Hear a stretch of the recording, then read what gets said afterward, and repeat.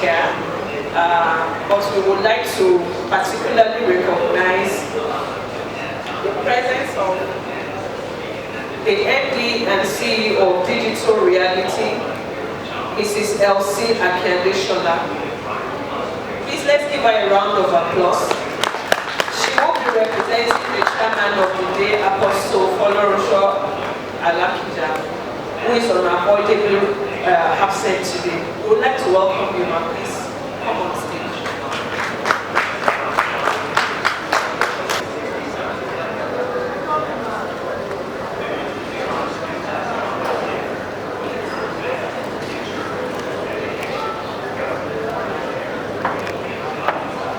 Next, I would like to recognize and call to the ITO the Deputy Director of the Industrial Development Department, Mrs. Abosede Olumiwa.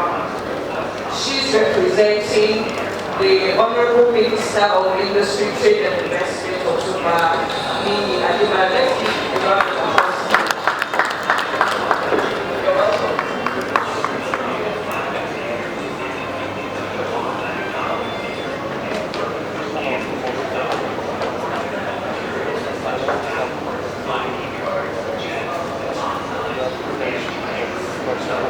Also in our midst this morning, we would like to recognize the President and Chairman in Council of the Chartered Institute of Professional Artists of Nigeria, Mr. Olufemi Malomo.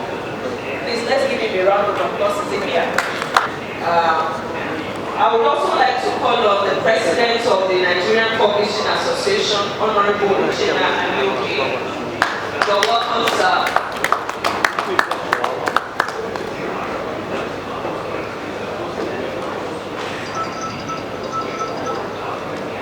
I will call next the Executive Secretary of the Please come to the ITO as well.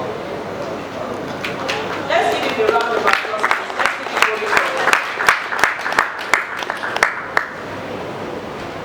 Thank you for coming.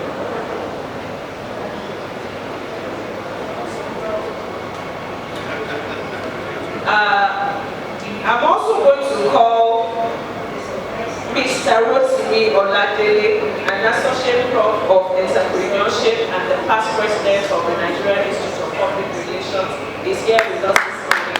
Let's give him a round of applause.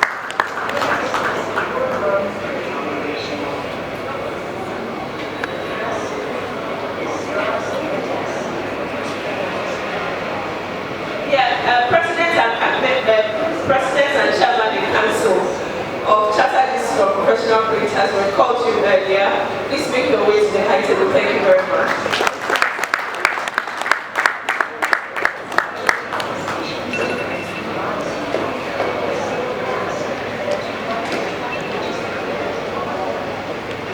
And last but not the least, of course, Pastor Tunde Obohai, the MD and CEO of PCS Integrated Services, and the reason why NIPEX is here today. Let's give him a resounding applause as he comes to join us.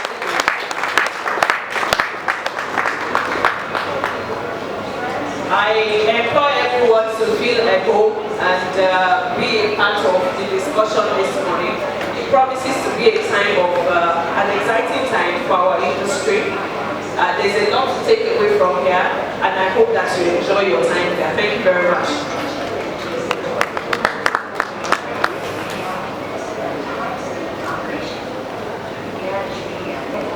Just before we take a welcome address, I would like all of us to rise up for a short word of prayer. Heavenly Father, thank you for a time like this. Thank you for your faithfulness upon our life, for what you have been doing in our life as an industry. Thank you for the purpose of this gathering. We pray that everything that we do will glorify the name and will be of benefit to us in the name of Jesus.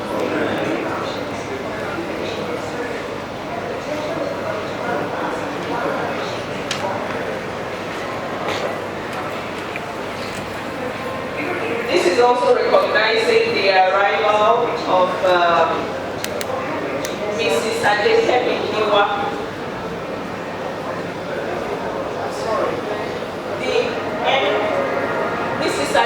Iwa, I apologize. The MD and CEO of Triple G. Let's give it up for her as she comes to the high table, please.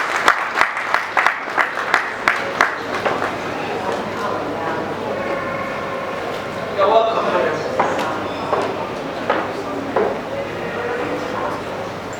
I will now call on Pastor Tunde Omokai to give us the welcome address.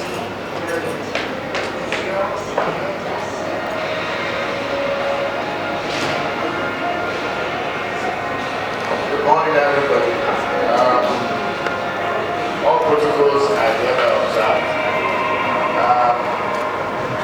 I want to say I'm very excited to see this day come to pass. I'm actually something is always very happy.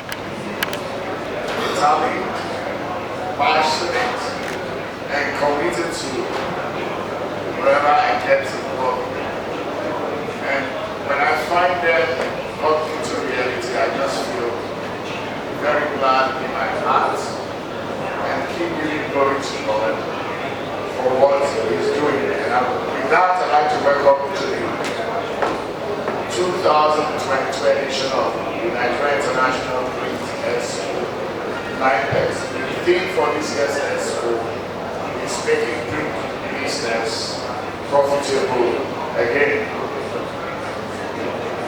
Now, the theme of this year's conference would have come at no other time but now, considering the fact that we're just at the eve of the 2023 general election. And as the population of this country increases every year, and the number of registered voters also increasing, it just tells you the huge number of ballot papers that will be printed. And so we're here today trying to reinforce the importance of ensuring that print business truly remain in Nigeria, starting with ensuring that the contracts for the printing of ballot papers are done by Nigerian printers. And that forms the basis of which we are having this 3-day event with the theme, making print business profitable again in Nigeria. Ladies and gentlemen, we've lined up quite a number of innovative programs to accompany the display of print products and services. Those programs include, as usual, the stakeholders conference immediately follow after the opening ceremony.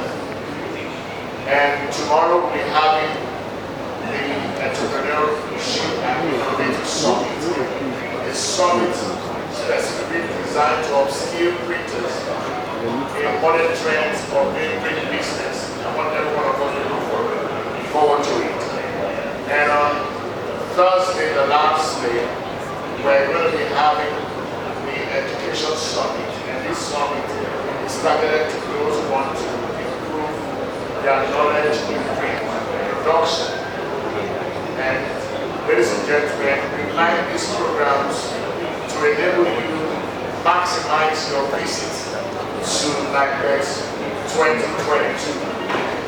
At this juncture, I'd like to express my profound thanks to our highly esteemed sponsors, Digital Reality, Perfect Printers, Chartered Printers Nigeria, our supporters. Our most gratitude will go to the chairperson of this opening ceremony, Apostle Florence Alakia, and the special guest of honor, special guest of honor, the Minister of Honorable Minister for Industry and Investment, Ontulani and Adebayo. They are represented here by highly esteemed ladies at this occasion because they are unavoidably absent. You agree with me that there's something happening today with the opening of the visit of the President to the new refinery by Dangote. I think that's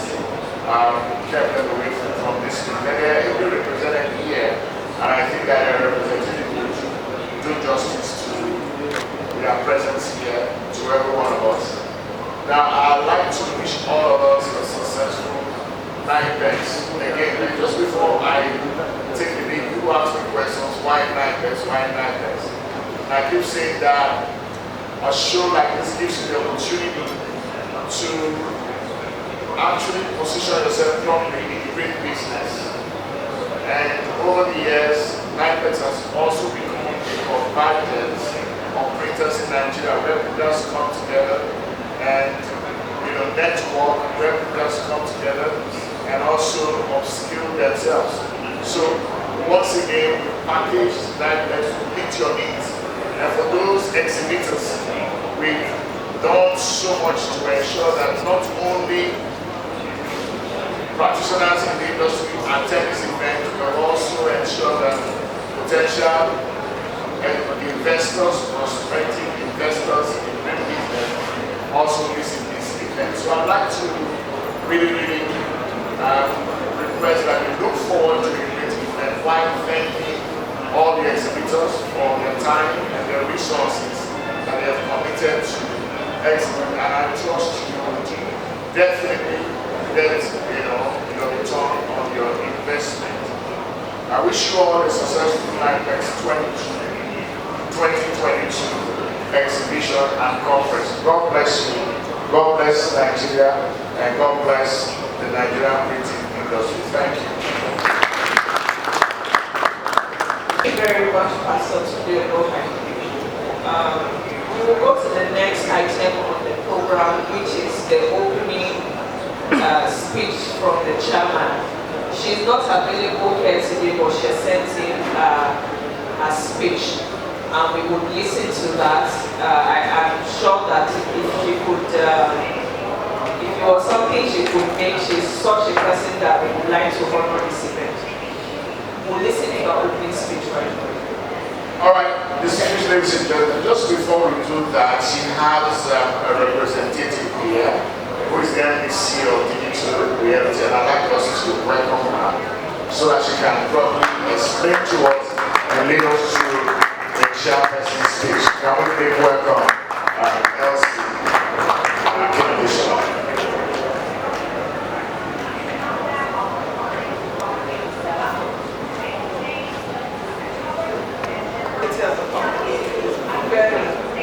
Very proud to be part of this exhibition, to be part of ESC Integrated.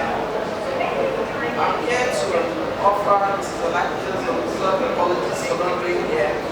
Like you already suspect, something came up and she had to really absent.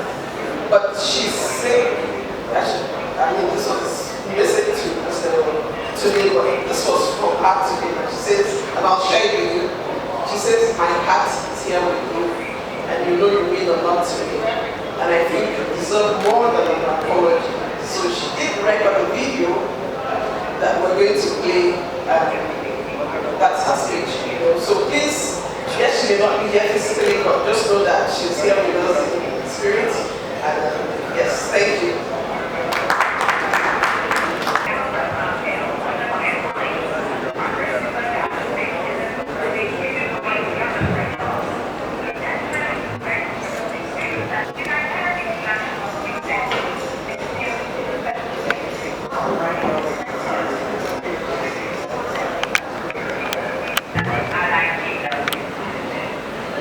This conference is the second edition of NIPEX.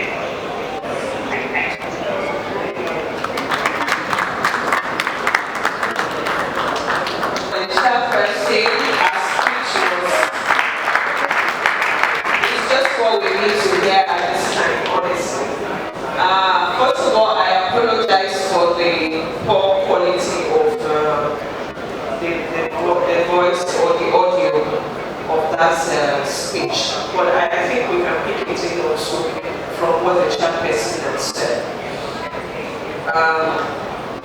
In continuation of the program, I'd like to, at this point, recognize the presence of Dr. Johnson Anene, is the Vice President and Chairman of Abuja Trade Center. Let's give him a round of applause. You're welcome, sir. Next on the agenda is the keynote address from the President and Chairman and Council of the Chartered Institute of Professional Printers of Nigeria, Mr. Oludemi Malomo. Let's give him a round of applause, please.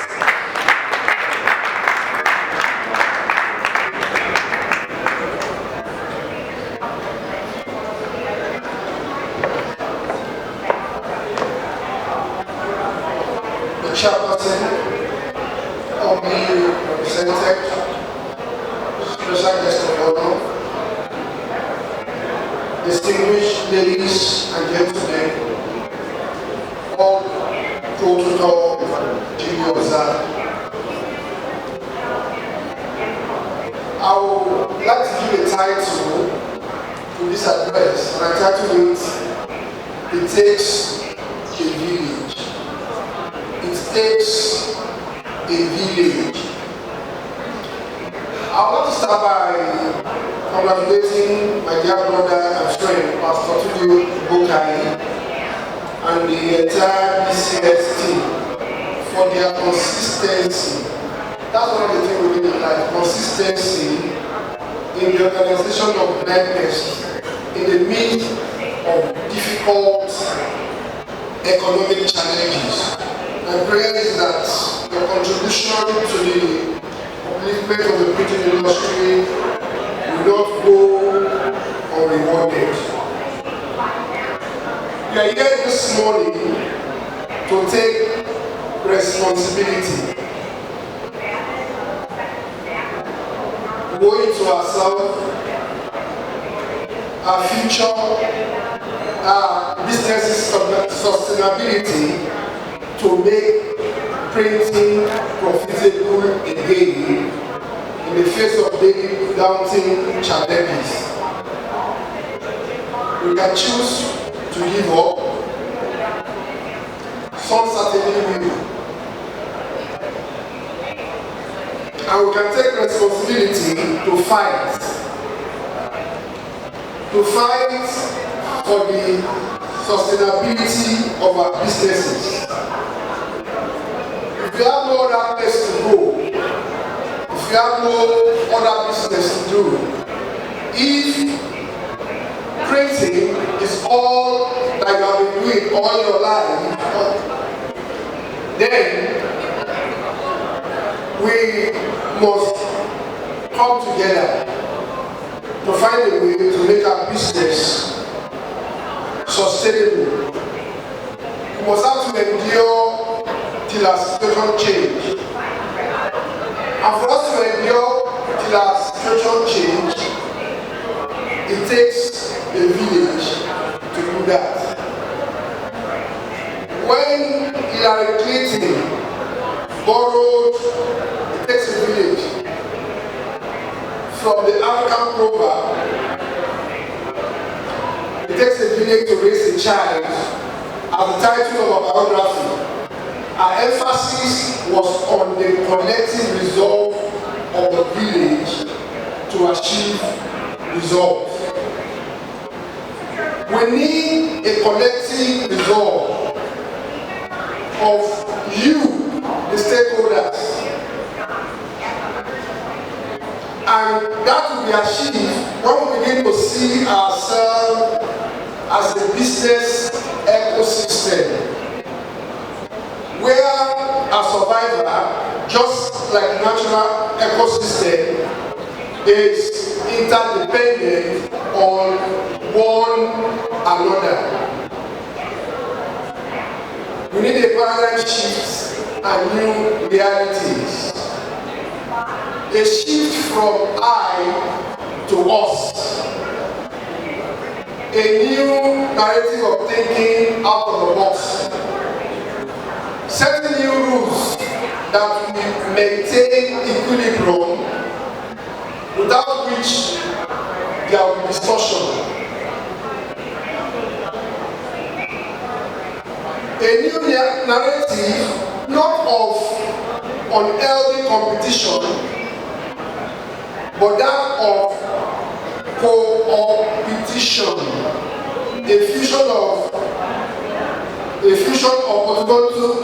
competition and cooperation or collaboration, which DCS is pioneering in our industry today. Now let me explain. This is the first time that an indigenous company will collaborate with a foreign company to share resources for the promotion of the interests of both. We can see that here today, in the same hall, two different companies exhibiting together and servicing common interests. This should kind of give us a roadmap to how we can survive and make our business profitable, not by unhealthy competition, but by collaboration. I want us to therefore give a round of applause to DCS for this. I hope this will also set the stage for a robust discussion and thinking out of the box. For those of us that are looking to improve a lot by buying equipment, there are people here exhibiting, and I'm sure you will also be able to get a very good deal, because when you buy during an exhibition, it's always very good. For the stakeholders conference, I look forward to a discussion on the workability of aggregation of small businesses located all over the country in concentrated areas like Shomolu, where everybody will begin to see themselves as a single entity. I see a future whereby the people in the area in Abuja and all over the nation will come together, form a very great bond that nobody will be able to break. I look forward to a situation where the cluster system that the Institute has initiated will begin to work for all of us towards profitability.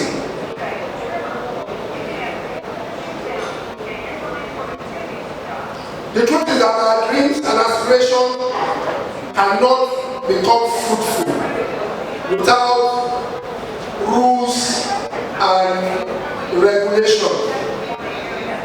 So just like in natural ecosystem, there are rules and there are regulations being supervised by nature. To make our business ecosystem work, the Chartered Institute of Operational Printers of Nigeria, SIPO, serves as the regulator to maintain rules, so that the rules we have set for ourselves will be able to live by it and will be able to create equilibrium.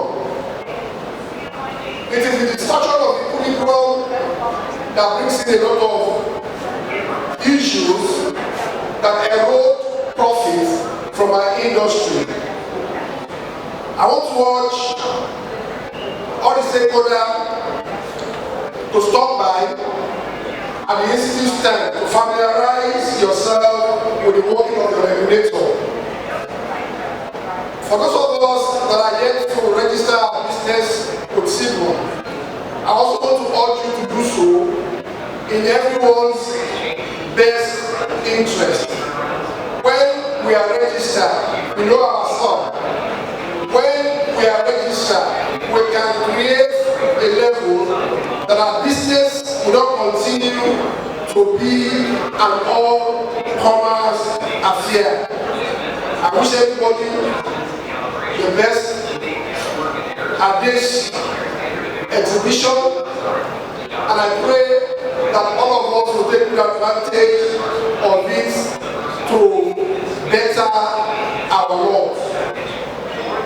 Take time to make friends, take time to network, take time to begin to think out of the box, take time to collaborate, take time to share resources.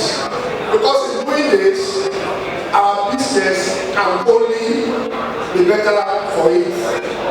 Long live Chartered Institute of National Printers of Nigeria. Long live the printing industry. Long live Nigeria. Thank you very much.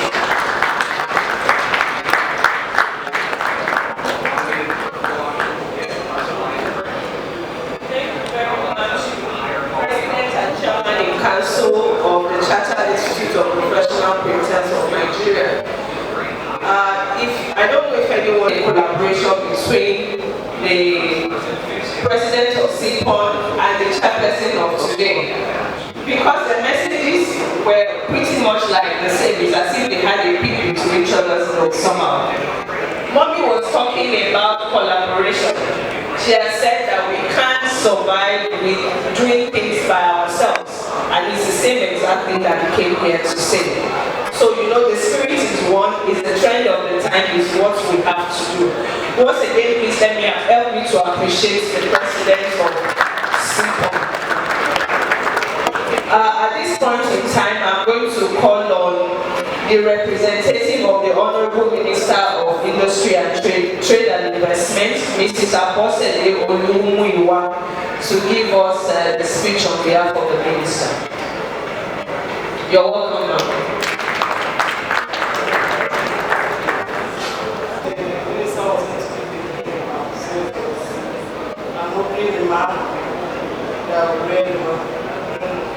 So for this job, an opening remark that the Honorable Minister, Minister of Industry and Investment, October, which are Academy Yadwaya, on the occasion of the second edition of Nigeria International Print Expo, NIPEX 2022. All protocols will be observed.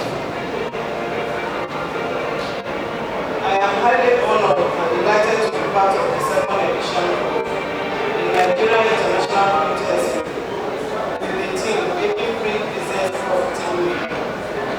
Let me start by congratulating the conveners of this event, which I was told to project the Nigerian print industry for investment and employment opportunities directly and indirectly. Ladies and gentlemen, having realized the impact of the maiden edition, whereby the array of participants and events from all over the world, we are particularly happy to partner with you in this second edition, knowing very well that the printing and graphic industry in Nigeria has great potential for job creation, wealth creation, poverty alleviation, and revenue generation. To this end, the Federal Ministry of Industry, Trade and Investment is desirous of supporting this important industry through actions such as the development of a sector-specific policy for the printing and graphic industry. It is expected that the Nigeria International Print Expo 2022 will be a step towards opening the doors of endless possibilities and solutions to the challenges that have plagued the printing and graphic industry in Nigeria for a long time. One of the challenges is the moribund paper industry, which the Federal Ministry of Industry and Investment is committed to addressing through the formulation of the national policy for all paper industry. Distinguished ladies and gentlemen, it's been interesting to note that the annual importation of paper and other inputs in the printing and graphic industry amounts to hundreds of millions of naira, which constitutes a huge drain on the economy, and this is a strength which the ministry is committed to addressing. Distinguished stakeholders, ladies and gentlemen, I wish to invite the participants to bring pragmatic solutions to the challenges of the sector, as EFIT is open to suggestions, contributions, and advices that will fast-track the development of the entire value chain of the printing and graphic industry in Nigeria. On this note, I, on behalf of the ministry, thank you all for your kind attention. I wish you fruitful beneficence and God bless the Federal Republic of Nigeria.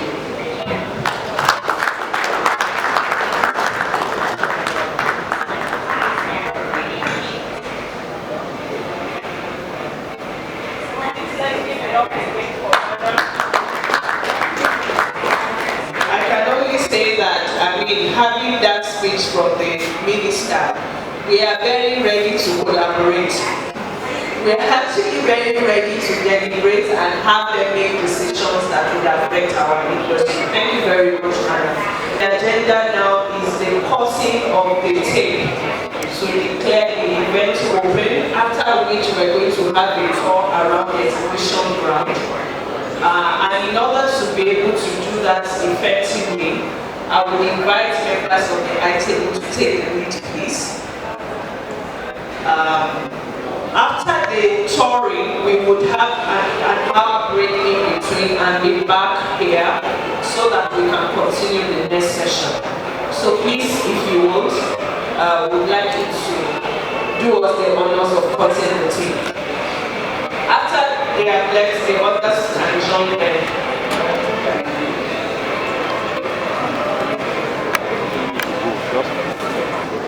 Madam will have you for us. The rest of us can congratulate as well and give us service.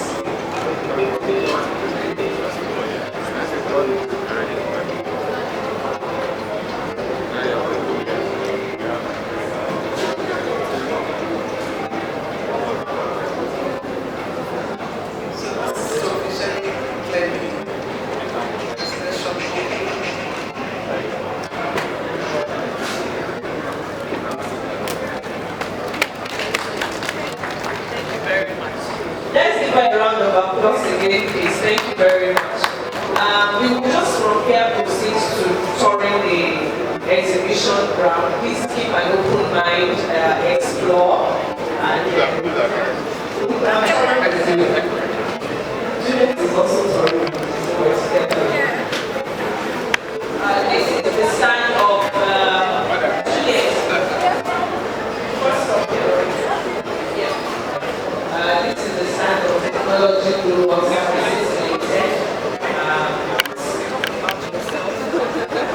Good morning, everyone. Welcome to Technology Global Services. We are one print shop for the dealers for printing equipment. We sell different printing equipment and we represent major partners like the Agrofood, the M&R, the Zycon, Polyprint from Greece, and also Zanzibar. We have a special success for casing today our direct garments that can put directly on t-shirt cutting. It's more than t-shirt printing actually. The machine is there. And we are also showcasing our moving print shop. This is Print Wakadonko. You can take this all around for exhibitions, pop-up shop, different to campuses, to showcase. And this is our equipment that is showing now. This is the equipment we're showcasing and it prints directly on fabric. And we also have the label equipment that prints your stickers for your product. You know, but packaging is the in thing now. So we have things that will showcase what you do. Thank you very much. Thank you very much, Technology Global. Thank you. So this time it's not difficult to do short runs anymore. No! Just take it anywhere. Beautiful. Thank you.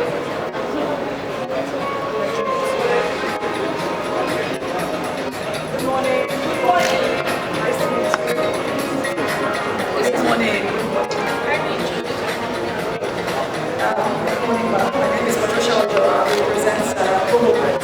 So Promoprint is a one-stop shop where and we provide everything from start to finish, from graphics to monographs to screen printing to fonts to and logistics and deliver wherever we have in Nigeria. And what we're trying to promote is production within Nigeria because we're not doing enough of that. So what we can get, we are grateful. Thank you for that. Thank you very much. Thank you very much. So we are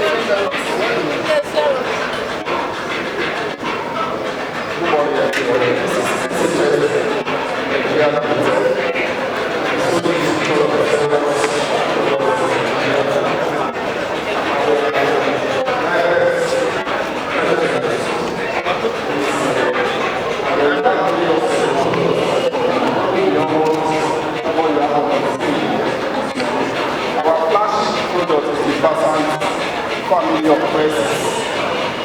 Vassant family of presses, like what we have in Nigeria.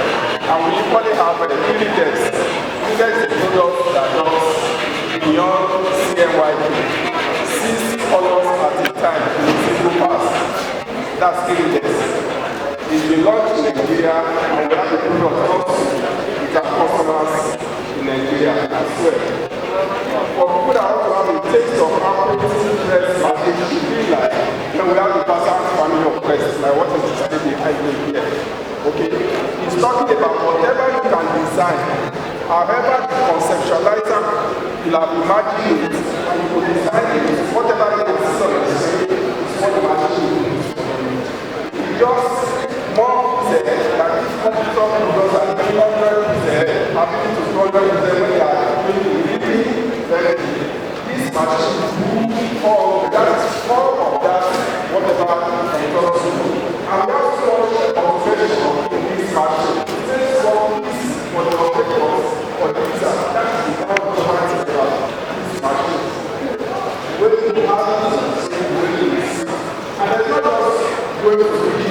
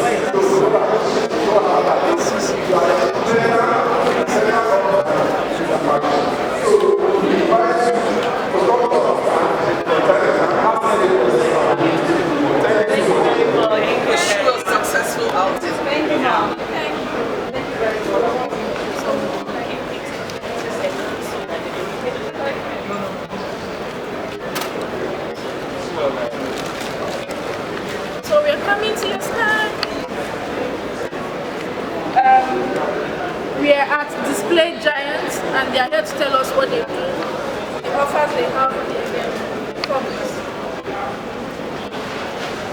They all. You're welcome to our stand, Display Giants. Okay, our stand Display Giant, we're basically into promotional items. We sell displays. It's like the gazebo. Everything here is what we do. From the gazebo to the promo tables, magazine wrap, photo products, very specific supplement for flyers or menus. So that's basically what we do here. So when we're thinking of displays, outdoors, What do you mean outdoors? artists, having parties. Yes. This can be used, but we have a bigger size. What about these? But we have a bigger size. Because of the space. We wish you a very successful outing. Thank you very much. Thank you.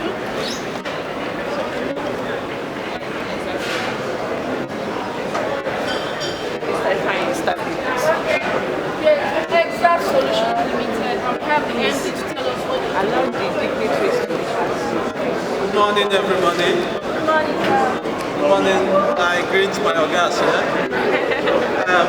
Exact Solution represent manufacturers, the leading brands, printing, offer the complete solution from printers. We are representing screen. Screen is Japanese. Screen is Nigerian manufacturer. Then also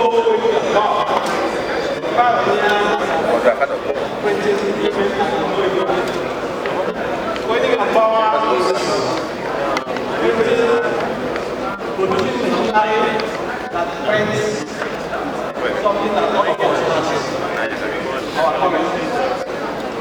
93% 50% of the world's currency are printed on coding and power machines. We're also known as Chinese logo. some 4 years ago. It also represents MBO. MBO manufactures coding machines.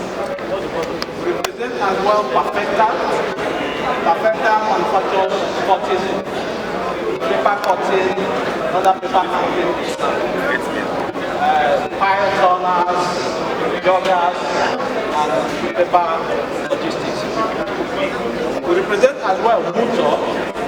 Muto is a Japanese brand manufacturing wide format printing machines. So printing of display, most of the displays you have here are printed on wide format machines. We represent as well Meccano Technical. It's an Italian brand that manufactures masks. Most people know masks, not the brand, not the manufacturer. Aspa is the most popular brand of sewing. Represent as well Luz and Jensen. Luz and Jensen manufactures developers that work without the CCP. Apart from the brands we represent, we add value. Exact solutions is made up of many engineers. So for the brands we represent, we have the capacity to install all of them. If you're familiar with going sheet fed machines, you know how big they are. But Nigeria engineers here can install 5-color printing machines, 6-color printing machines from A to Z. And Mr. Ifeanyi's stand is right here, so that you can still attend to people and give you all the details. Thank you very much. We went to Europe and BBC. He wasn't in a hurry to settle. That is the background of that facility.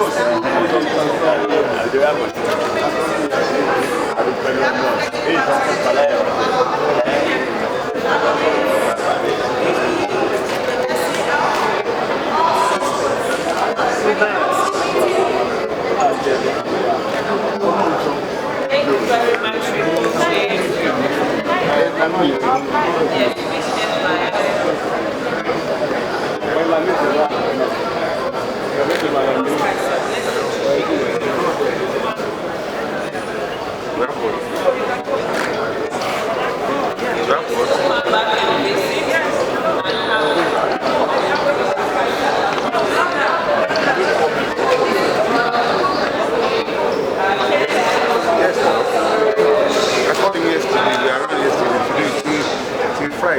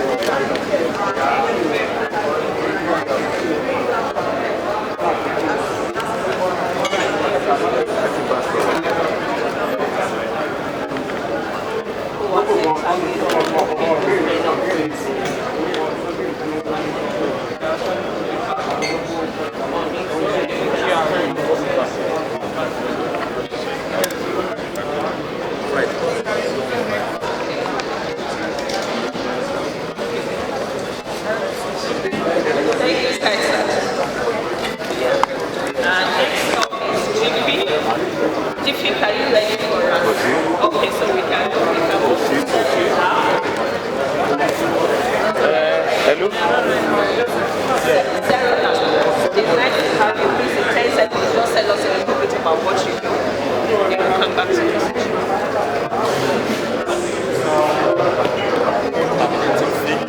You're addressing them by the back.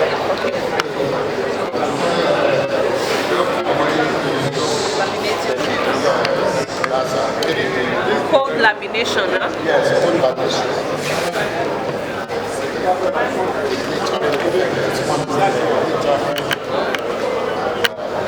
That's for printers and photographers. So it's very easy to use. You can use it without even laminating machine. Please share your flyers, perhaps. Okay. All right. Thank you very much. Just give some and then the password.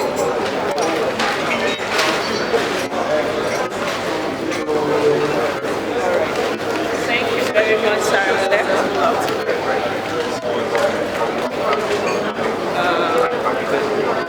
This is something that please can you let's make room for media people. Let's make room for the English. Okay, so this is let's come back to technology.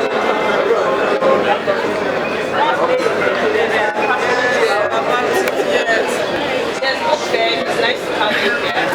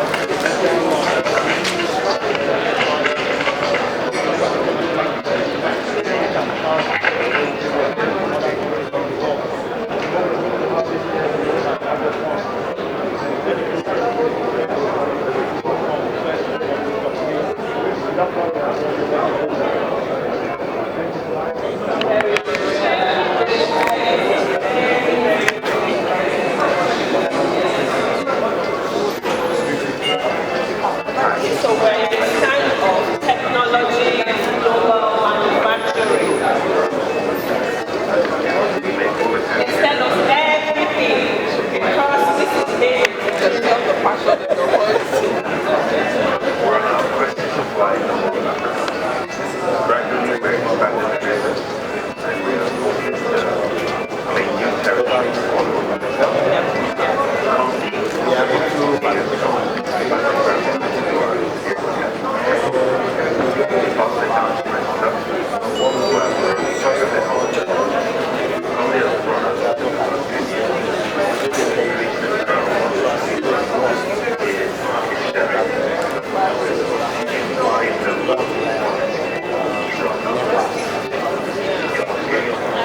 So the next time your screen person tells you there is no sun to expose, this is already put in here. And tell us about the cost of that.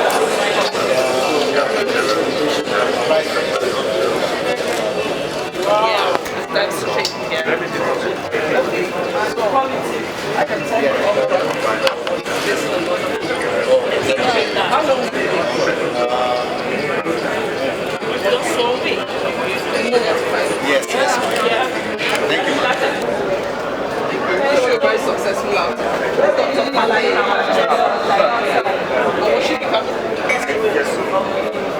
Thank you. Get this? Yes, sir. Yes. That's our new product. See, Mama. Yes. Mama?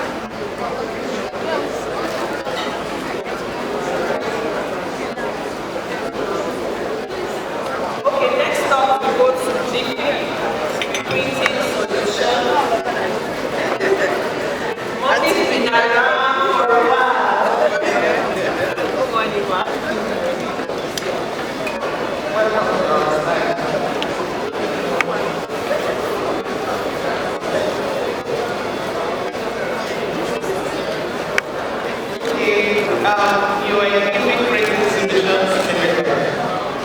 We are solution provider for printers. We stock the highest range of sublimation products. Sublimation is something that you can print on. It doesn't remove or that brings. Yes, for example, this book is a white book, and we have printed the states of the content, all the states in Nigeria and the world. You can use it for educational purposes or promotional. We also sell transfer papers. We have like a brand and breweries, which is a renewable non-oil. We release that when our office is one stop shop for small printers. We can only do as things as 500 and that is like a printer, we also have what we call just for people who use school and they're looking for something to do. You can start Thank you so much. Thank you and welcome to our stand.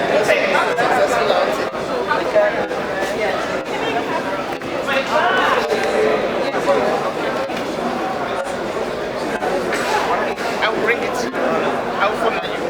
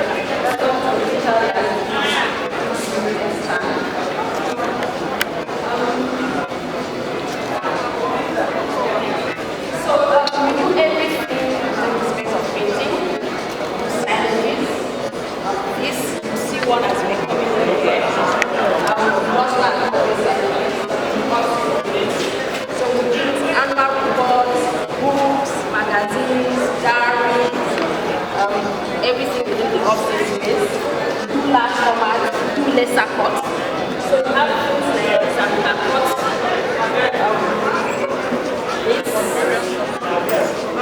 all substrates, metal, wood, metal, glass, anything. And then we do sheds. We print on all surfaces, all. By the time we start printing on the man, we can talk. So we do parts, and then the beauty of this is it doesn't wash. So we do this, we do the stone, one of stone, and we do black format. So everything within the space of printing. And but the thing that brings us out is the quality. I mean, before now you say you want to print abroad, but with digital reality you don't have to bother. You don't have to go through logistics and all of that. You can print it here and get it delivered in Nigeria or anywhere in Africa. You have to do it better than what we are waiting. So thank you. The very best. Thank you. It's in the back.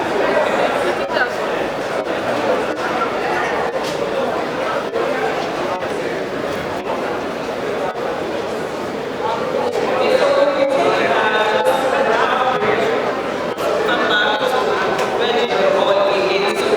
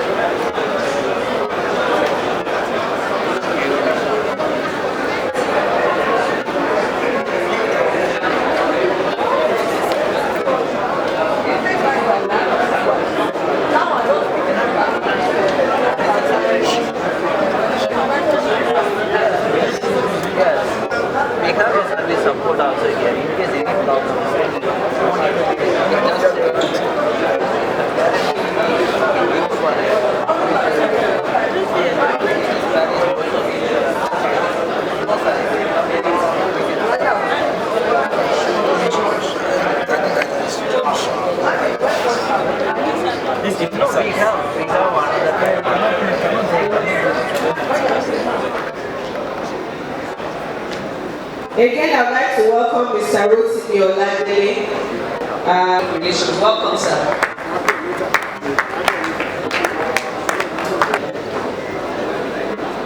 This is also calling on like to have him on the high team. For that error in my pronunciation, I'm so sorry. In continuation of this session, Mrs. Adebi Pegiwa to give us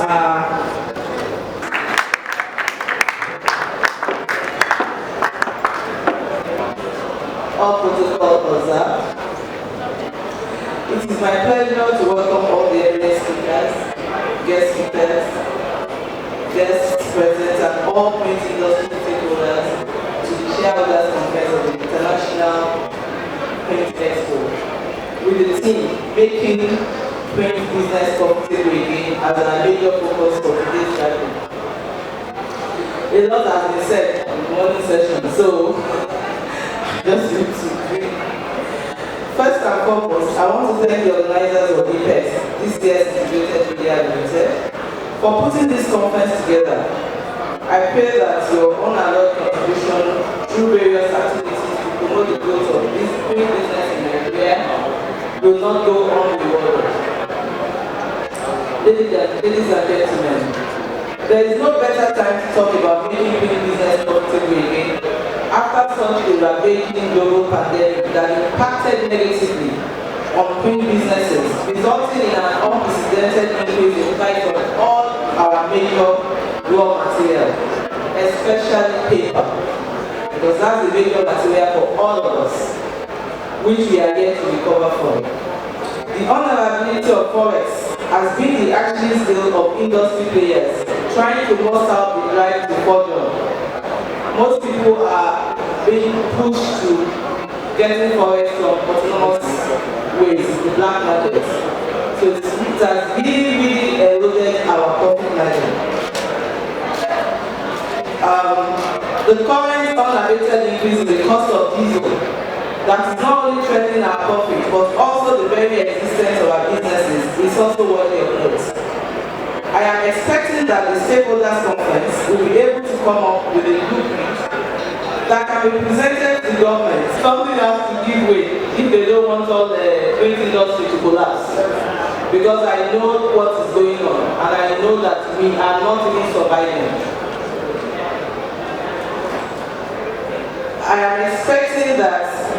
I also want to join my voice to the industry campaign. Let Nigeria printing job remain in Nigeria as one of the ways to profitability. This is no longer a time for any of us to play the ostrich, nor just engage in the rhetoric of mere talk, but a time for us to come together to find a solution or to find solutions to our common challenges by taking it beyond mere talk. This stakeholders meeting is therefore a good point of convergence for constructive, honest, and objective contributions to talks that will move us forward. Ladies and gentlemen, printing business, our business, your business, my business, must be made profitable again for our common survival. I wish you all a successful NIPEX 2022 stakeholders conference. Thank you all for your time and God bless you all. God bless the Nigerian printing industry. Thank you.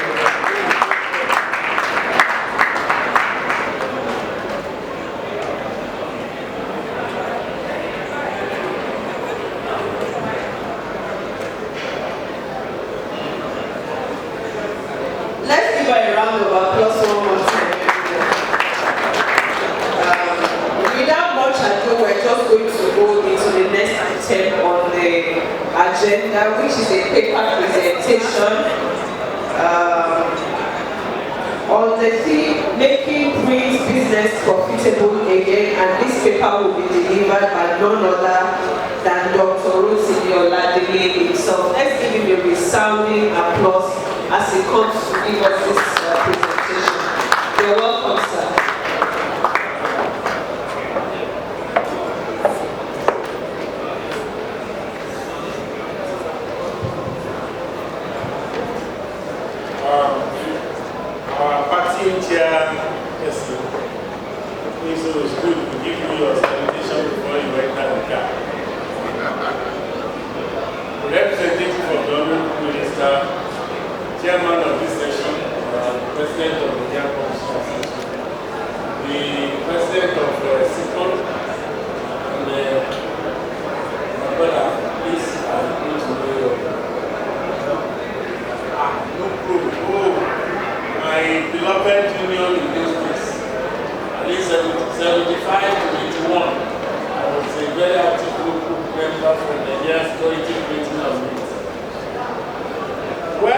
is a very big family, Nigerian Printing and Publishing.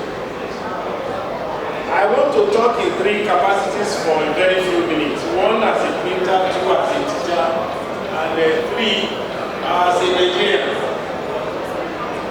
Starting from the title of this conference, academically I want to quarrel with the title. We know it's normal in academics, we don't agree. There must be very strong superior arguments before you can say this topic is valid. When you say making print business profitable again, I have two quarrels. Quarrel number one, print business does not cover printing business. That's my first quarrel. Because print is a derivative of the process called printing. So if we are making the business of print profitable, what happens to all other elements of printing that we did not capture? I don't know whether I'm communicating. So it's better we now say that making printing business profitable again. Then if we do that, we will be fulfilling the law of inclusiveness. So everybody is already brought into the family. But there is no way printing can survive without publishing. There's no way publishing can survive without printing. There's no way printing and publishing can survive without pre-press. There's no way pre-press can survive without the two. There's no way graphic production and design can survive without all the one we have mentioned.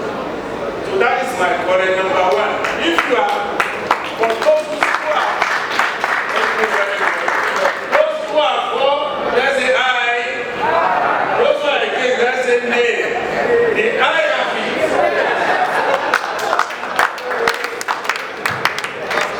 My second quarrel is the word again, profitable again.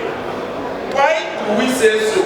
It therefore means there was a time printing business was what? Profitable. The time somebody will cut 64 only, we put it down, 201 machine, we put it down, and we smile to the bank, and we do foundation of the second house. Yes. In the other street, you remember? It was profitable. The time when super color at Matori, we produce the color calendars and diary for federal government of Nigeria without printing in India or China.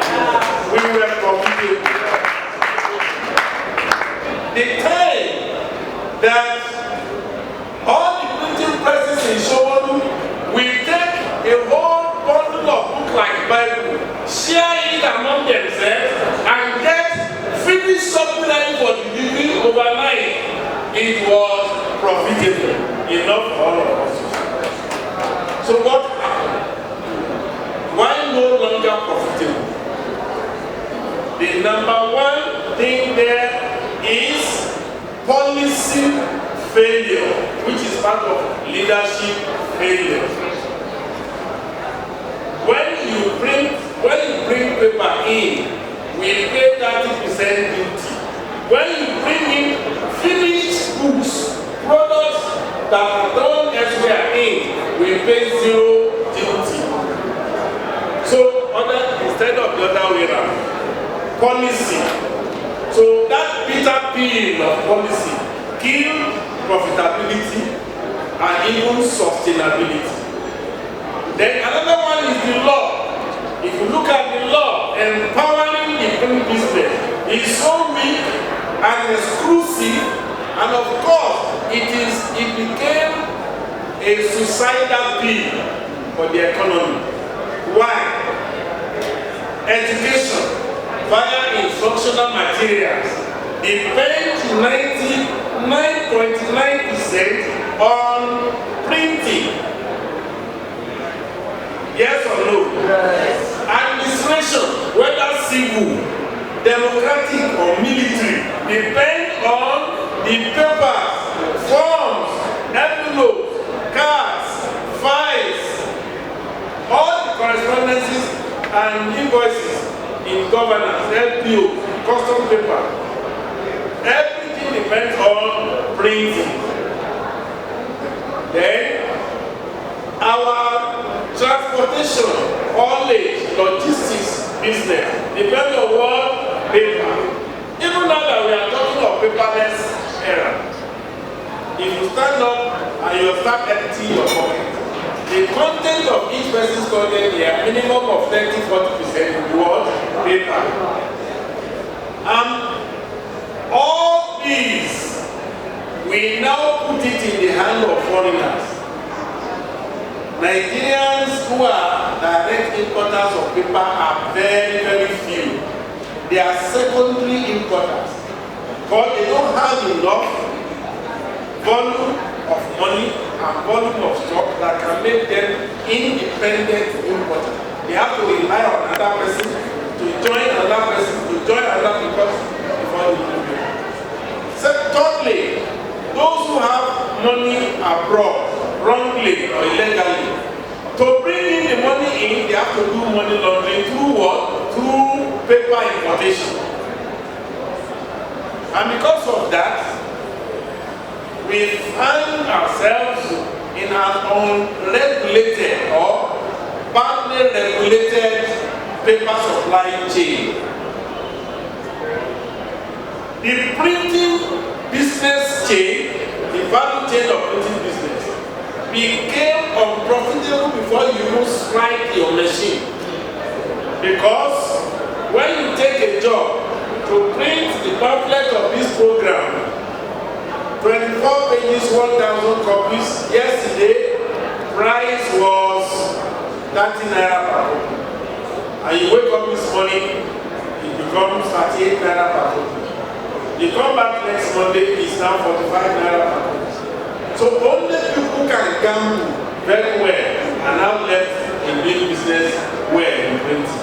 If you are not a gambler, you may not make it, you will not make profit. Because you have to count 3 from 4.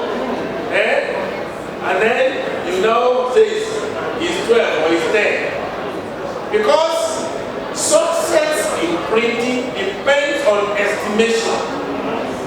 Estimation is the process of ensuring that there is adequate return on all the production efforts taken over time, over process, over collaboration, over configuration, and over fixing and production. If you look at that process alone, it is quite very, very challenging.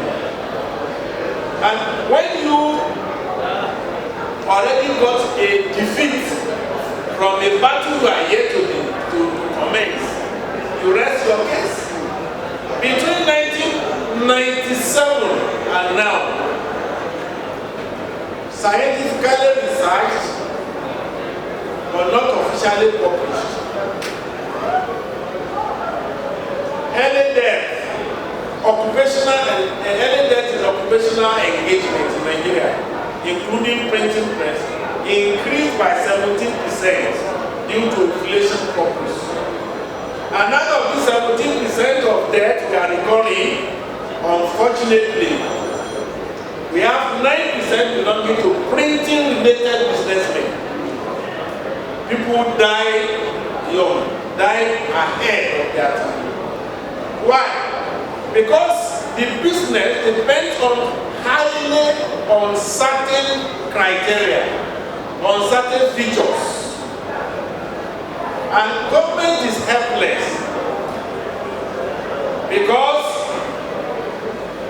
we are not putting printing as a priority sector. I used to tell my colleagues, go to any bank today, you see a big sector, oil and gas sector. Even somebody is having only 1 drum of petrol, when he wants to get account open account in the bank, he says it's in oil and gas. They quickly rush him, give him form. You go to any bank and show me the printing desk, the publishing desk. You can't find any. But look at the mistake. Printing is 99.9% import dependent. Where do we buy our ink? Where do we get them from? I want answer for this question.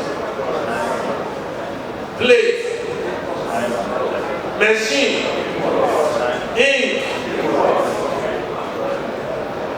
finishing products, lamination material. If you are doing 99.9% import dependency, and the bank does not have a space for you, you should know you can be profitable.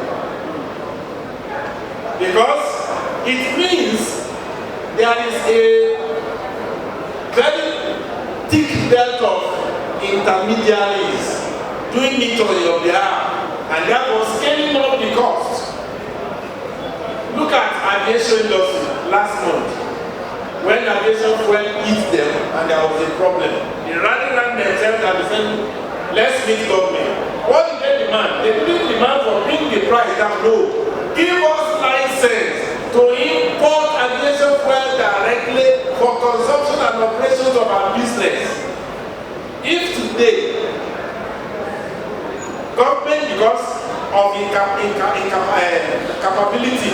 to resuscitate our paper mills, if they give SIPON and the Publishing Association and NUPRO license, members license to import paper directly and cut off all these intermediaries, these foreigners who are brokers of paper and then money launderers who are using paper to save their money. Offline, you will be surprised. Our business is in the hand of quacks, the hand of hijackers, and of course, there is Boko Haram in printing chain. They are the foreigners and the foreign Nigerians who have a lot of money to launder to bring. They are the Boko Haram of the printing industry. And until we fight them, until we create a united front to fight, not to fight government. We have other enemies to fight before government. Government needs help, not fight.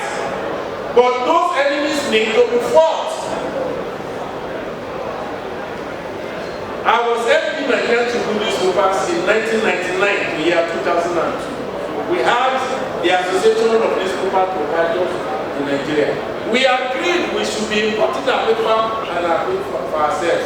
Those who succeeded in doing were able to save 38% cost of production. Those who failed to do could not produce their papers.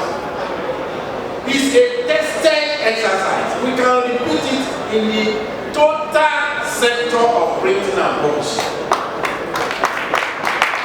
If the publishers bring in paper, impression, running and finishing will cost less because we have their paper. Then if the printers themselves now have paper, other jobs that we are not doing now can be done. Because there are so many kinds of papers that we cannot get in this country because those people knew if they bring it, they won't make maximum profit. They will refuse to bring it. That is why they peg us to certain type of paper. Some jobs we do here with borrow 80 grams, 100 grams, 80 grams. When you go to other countries, you see special paper we use for them. Because they have the leverage of equilibrium prices, which we don't have. It is high time we got it right that all printers, all publishers, all authors, all graphic artists, all designers, all pre-press experts, software engineers, we need to form a formidable chain, family chain, as an industry to stand by, advise government, support government, argue with government, and also fight the printing and publishing Boko Harams. I was asking the president a question a few minutes ago. Have you got in touch with printers who are in National Assembly? But we have them there. Now that they are making millions in politics, they will hide their identity and hide their head. You can't find them now. But they are not ready to do anything for you free of charge. They are not ready. So that's why but we need to fish them out and challenge them. But when they will leave that house after 8 years and come out, some of them, when they make the money, they come back and say they want to set up printing press. It is high time we disallow non-professionals dictating terms to us in this industry. We just have to. And of course, if we must do, what are the steps to be taken? We must build a structure.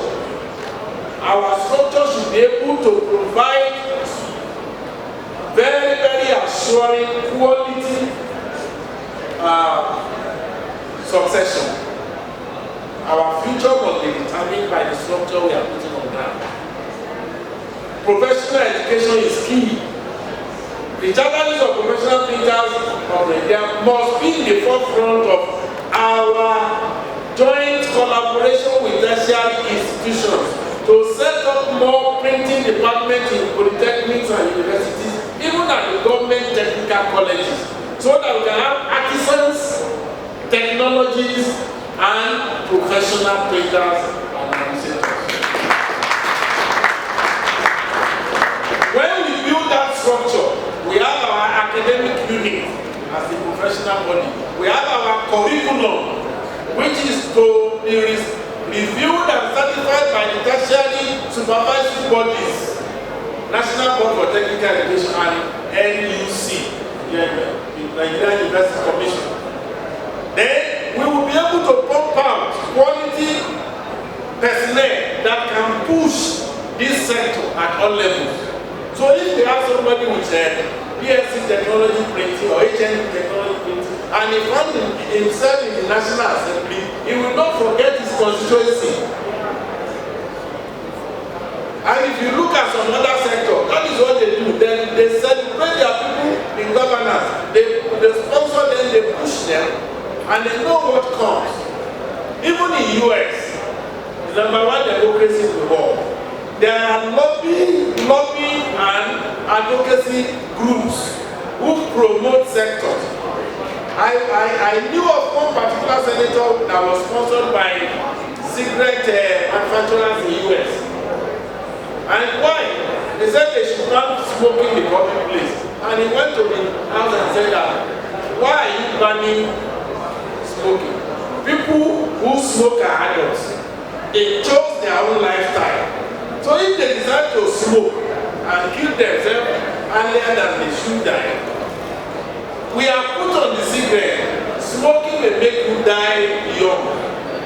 But they saw it, they read it, and they are still smoking. So why are you bothering yourself about them? Leave them. Let them enjoy their liberty. But don't allow anybody who is under 21 to smoke. So we have, and they said, cigarette manufacturers were able to give scholarship of $70 million to our young ones last year. They planted 40 million trees to stop erosion. Such a good company, should we kill them? The answer was no. And then the cigarette manufacturer continued their business. We are not cigarette manufacturers. We are printing service providers. So we are better a lot. We need sponsors, we need advocacy, and we need to ensure we build on it. The second thing to do is to ensure that we partner with the government. And when we are partnering with the government, we go with superior arguments in our hand. We don't go like protesters do on the street. When we get, yes, the government must go, the senator must go. Like when they ask why, then because he has married the third wife, he put our money. That is not a superior argument. But when you say yes, we told him before he left that we needed 4 boreholes in this local government. This is the 4th year. He has not sunk just 1 borehole. That is valid superior argument. The printing sector must garner superior argument to challenge the government. How many of us are ready to put money down if we are to buy a particular mill? Because I remember during privatization, government advertised a lot of organizations for privatization. Nigerians rush at oil and gas. They rush at other sectors. Nobody rush at paper. Even we that were in the business, we didn't do. Our leaders then did not see the need. So if we run that, we need also a system.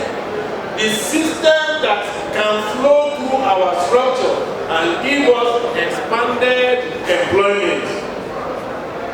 How? Nigeria should be tired of buying Tokubo printing machines. All of them are here now represent. How many machines do you see on ground that they brought? And you have gone to other exhibitions abroad. You will see them bringing the machine 2-3 months before exhibition. So you can see it running. And the reason why they are not ready to transfer technology, they are only ready to take your money. So why can't we, as family of the printing chain, set a standard of acquisition of technology?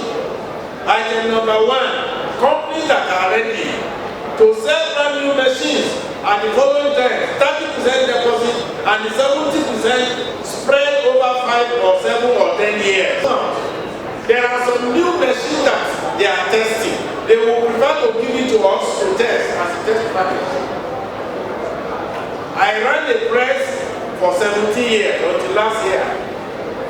Since after my first 5 years, in the remaining 12 years, I was busy getting machines from manufacturers at special terms rather than buying Tokubo machines.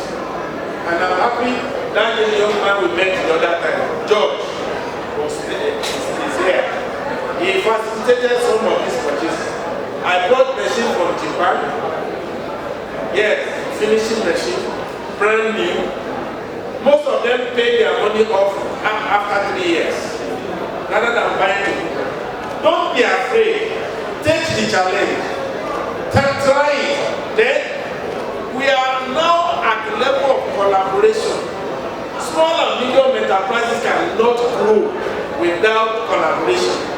2 printers, 3 printers, 4 printers should merge, get together, buy a new machine instead of Tokubo. Do a production schedule. This machine will service, this is okay for January. I will use it for February. God bless you, use it for March. On rotational basis, it's done. Let the place where the machine is be paid for by the 3 or 4 of you. You can be sure your productivity, your profitability will be more. I'm sure that I have very limited time, and you know when you give professors microphone, you are the one who calls your highlight. Okay, well, thank you for listening.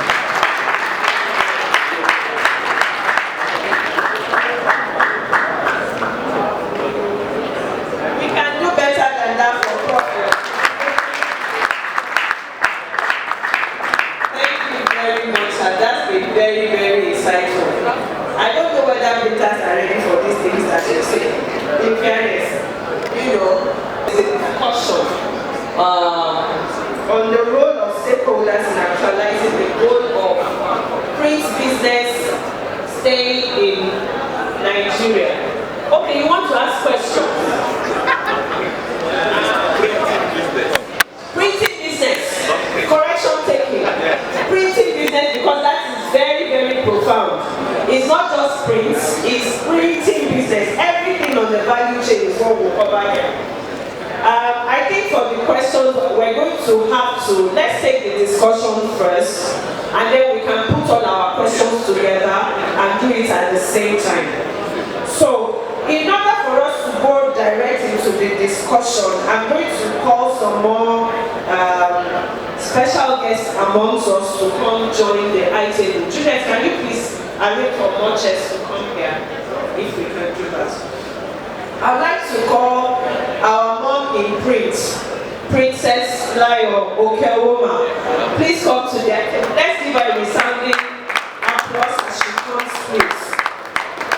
I'd also like to call the first Vice President of the Chartered Institute of Professional Printers of Nigeria, Comrade Babajide Salakosu. Please join this discussion. We're trying to have a very robust discussion this afternoon. You're welcome, sir.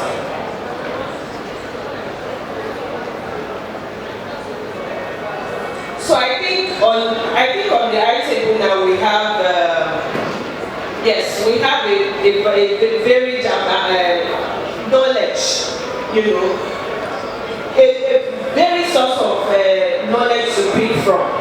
Because we have SUPON seated here, we have the Nigerian Publishers Association seated here, we have representatives of the Ministry of Industry and Trade seated here. So the discussion this afternoon is going to go around the role of each one of us, everyone seated here, and maybe those not seated here as well. As we continue to discuss, we can bring them in. What should be the role of stakeholders in making sure that Nigerian printing jobs remain in Nigeria and it is profitable? Prof has already, Dr. Oladele has already said some things that are very salient for us. But maybe individually with the discussants, we can actually pick out on things that we know that based on our contribution in this print business or print industry, can work to make sure that printing is profitable and that our jobs remain in the country. Jobs will be opened by the President and Chairman in Council of the Chartered Institute of Professional Printers of Nigeria, being the regulator of the industry. I'm going to let him open the floor with that discussion and then we will proceed from there. Thank you very much, sir.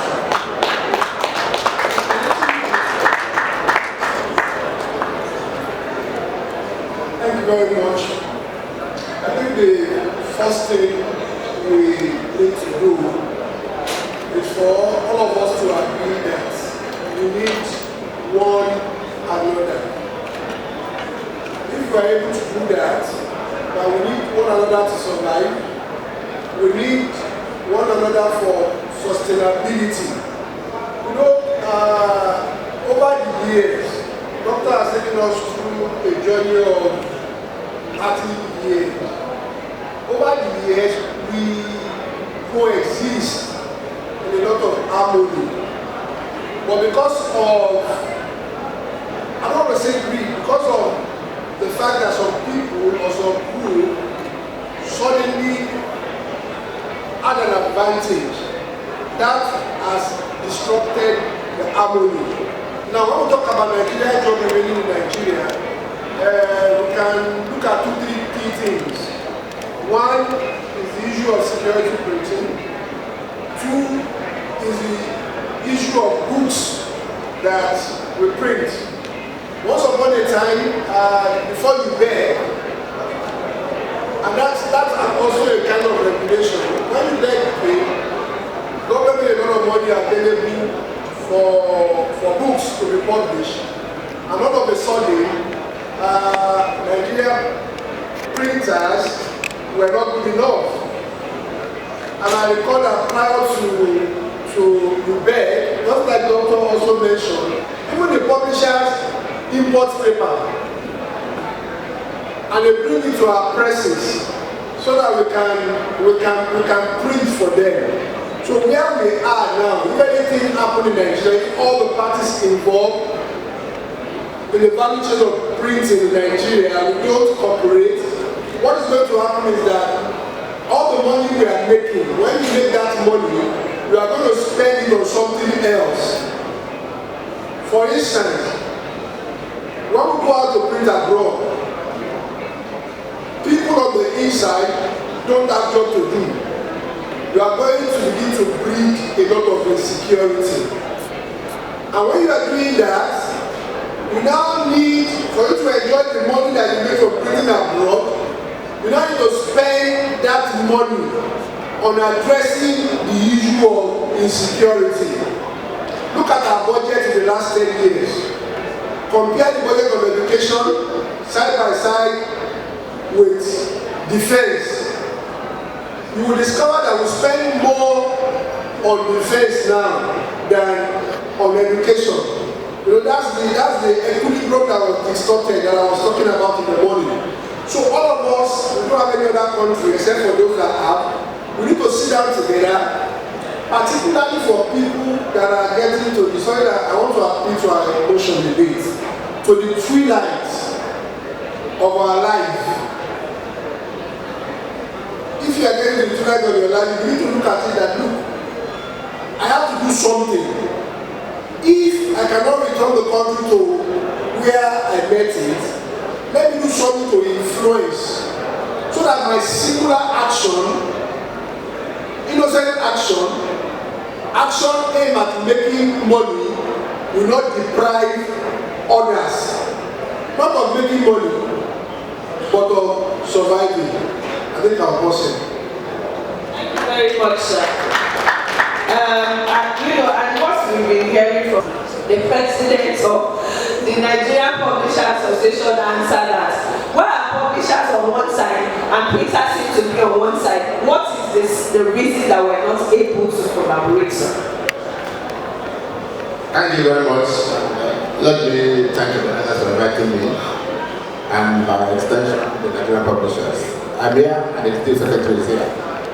That tells you the importance we attach to this invitation. We agreed as a body that we can't do it alone. Therefore, we think that together we can.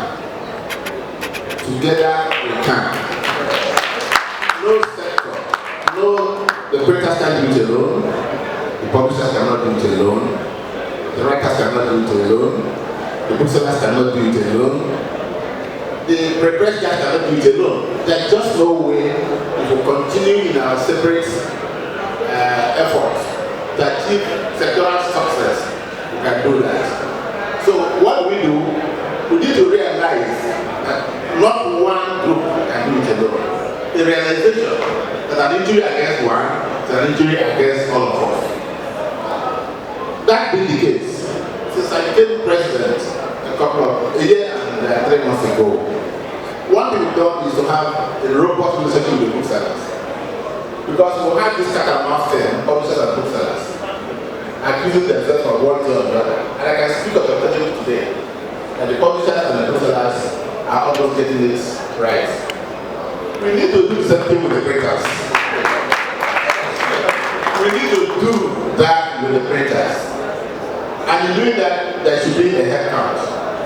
Unfortunately, I do not want to assume that everybody who has a machine is a genuine printer. Because one of the biggest ills within the publishing industry is piracy. And without sound analysis, the only way the people that aid the pirates are the printers. Even though some of our members also kickstart the process. So we need to have a robust alliance with the printers. In that way, we'll find those who are on their register in every part of Nigeria. So when we want to work, when we want to print, we know who are going to. Look, who mentioned the effect? Was it the problem or was it himself? Yeah, that's the biggest threat. Publishers get contracts from the web. And I'm worried that quite a couple of us go outside to print. What we need to direct our minds that we can be done here is possible, we can do it here. And the only way we can do it here is collaborate. If you know, sometimes have 4 billion, 5 billion, 6 billion contracts coming to, well, a group of people. I don't know how many printers will get that. So, if publishers and printers have a working strategic relationship, I think we can go further. But beyond that, the last point is that all the partners in the book chain must come together. Yesterday I spoke with the DG of Nigeria Print Expo, and we were agreed that there's a need for a stakeholder summit. Let me give you a tip of that. 2 years ago, we did a reading about publishers and SEC, 20 containers of printed materials. It was like fighting Boko Haram. Because that race was expensive. That race was like the battlefield. We have to go to the warehouses, confiscate them, took them to overhead. And some people are not safe doing that. Prof mentioned Boko Haram. And I've said that those, both in government, unfortunately, who make policies that make printing expensive, the actions are Boko Haram. the actions are simply Boko Haram because they are doing what? They are saying no to Western education by their policy. Now, what we have said is that we have this summit. We can speak with one voice. We can talk to government with one voice. We can have a synergy working together. So if we're going to announce a press conference, the publisher will be there, the printers will be there, the sellers will be there, the librarians will be there, and all of us will be there. So we cannot do it alone. When we go it alone, government will not take us seriously. So let me pause here for now. So the discussion is moving around the issue of policy making then. It's moving towards government.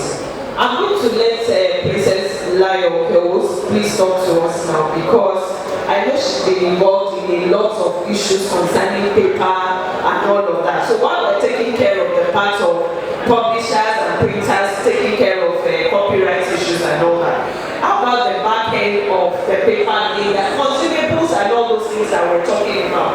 Yes, ma'am. Thank you very much. I stand on knowledge system protocol. My own personal view is just pure economics, law of demand and supply. Dollar, everybody wants a dollar. And when we look at 95% of what we, both printers, publishers, converters, what we use, they are all imported. So what do we do? What is our solution? Backward integration. I know trying to borrow a leaf from what Professor said, that we feel that buying new machines is a lot of money. We are very, very rich. And I envy us as Nigerians because we are rugged. Even with what is happening in Nigeria now, for us to still be in business, we are rich. We deserve to clap for ourselves. Where I'm trying to drive at is that whatever we do, we need paper. Having paper, years back, a lot of investors ran away from paper because of the gestation period. I don't want us to go technical here, but I'll make it as simple as ABC. In the sense that it takes 12 years gestation period for the myliners, which is huge, to make paper. I'm not a researcher, but researchers have proved that there are other species that can make paper now, which the gestation period is just about 6 months, like the kenaf. Let's come together. If you have 500,000, if you have 1 million, if you have 200,000, let's come together as clusters. Let's get small paper mills that can even produce as little as 50 tons a day. With the likes of maybe around $5 million, we can get clusters to make small paper mills. And if we have our paper in Nigeria, all the Chinese, all the Brazilians, the people making our paper, they will come here to buy paper from us. Imagine if we can have like 200 paper mills in Nigeria. Our capacity might not be much, but at least the local consumption that we have here, you know, at least I think about a quarter of our budget is being used to import paper into Nigeria. So paper is a very, very important thing in printing and publishing. Yes, I know that publishers now, some of them are going online, but paper is very, very important. Even in Europe, where technology started, they still use paper. So don't let us be discouraged. Let us form clusters. Let us have our own paper mills in Nigeria. And we can get portfolio managers. You don't have to give Mrs. Okewo your money. No. We can come together. Sipon too can arrange it. I mean, what is on ground now is a case of survival. So anybody can arrange it. We can get portfolio managers to manage my own fund, his own funds, Prof's fund. We come together and we buy a paper mill. We bring it to our country. We use our own backward integration. You cannot believe it. As simple as our ewedu, we can use it to make paper. As simple as our waste food, we can use it to make paper. So let's start somewhere, and I'm sure paper business will be profitable again. If I have to borrow a new sequence. Thank you very much, ma'am. That's really very interesting to know that if we really put our hearts to it, we can do something. But then again, I'm going to go to Mr. Bosedi right now, because all of us are here thinking it's through and all of that. The role of government is to help us.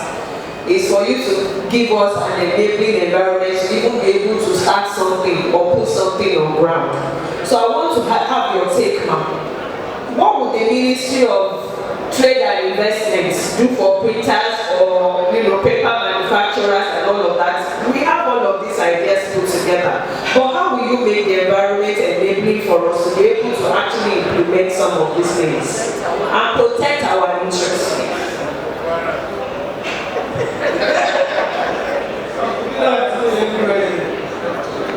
It's an interesting thing, and the graphic industry has vision with the paper industry. So what we notice about this is that as large as the industry is, employing millions, and basically the habit of the ministry is to create jobs for our teams. You know that the graphic and printing industry employs millions of people along all its value chain. Not to talk about paper that has the ability to employ much more. So we notice that. So we know that if there is no policy in place to protect a sector, then it becomes an all-comers affair. So that is what we've been battling with, trying to have a policy for paper, and all what she suggested. Those are all the things. Policy is something that everything that you feel will make the sector survive will be embedded in it. Even this, and the person handling the printing and graphic industry is not around, so I came with him.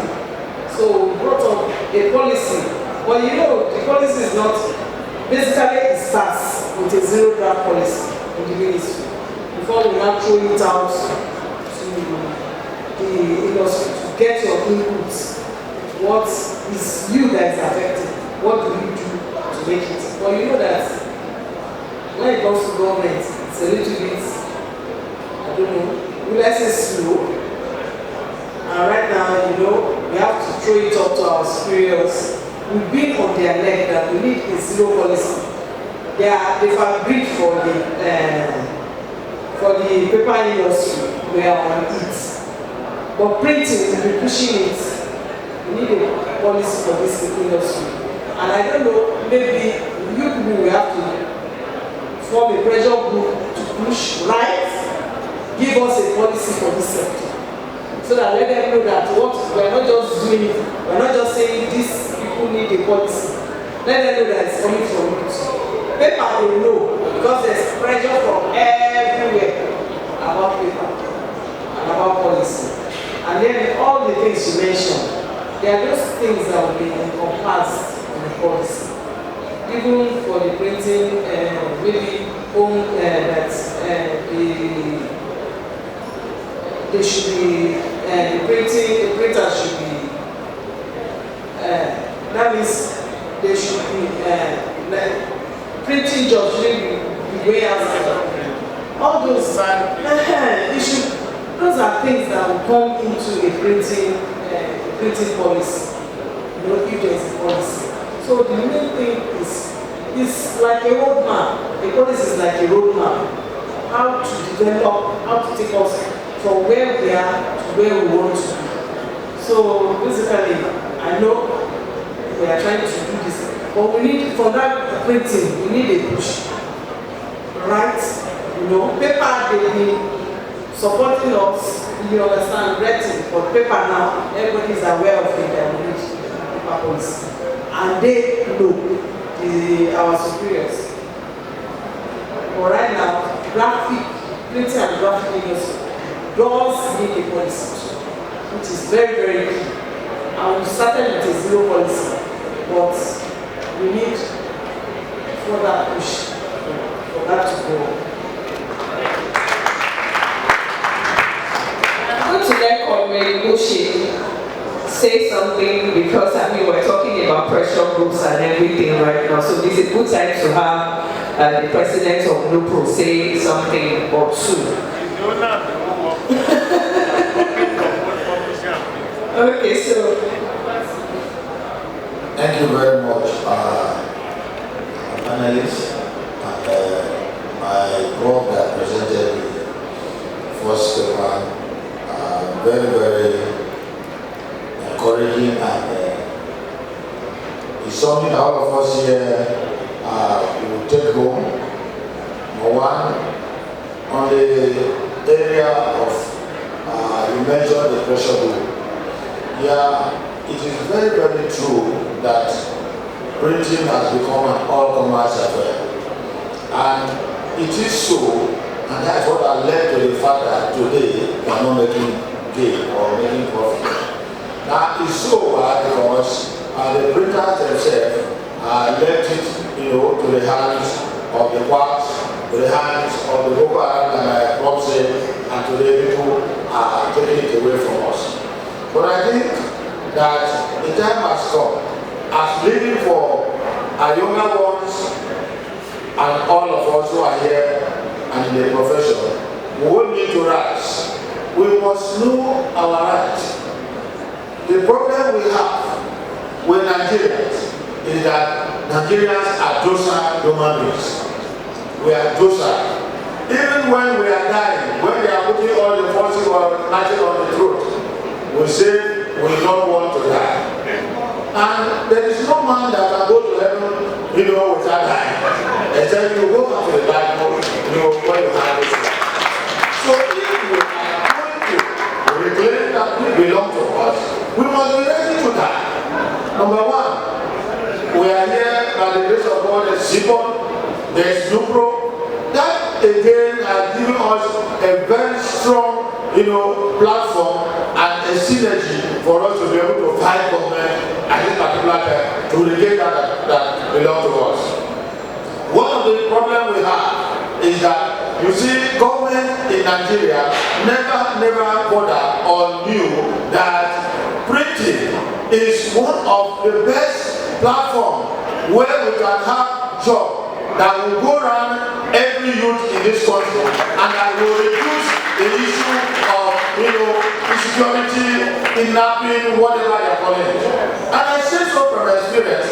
Going back some 28-30 years ago, we discovered that when the issue of the NDE came, we began to train some printers, youth who came, you know, from secondary school, were trained, and some of them today are, you know, surviving through that training.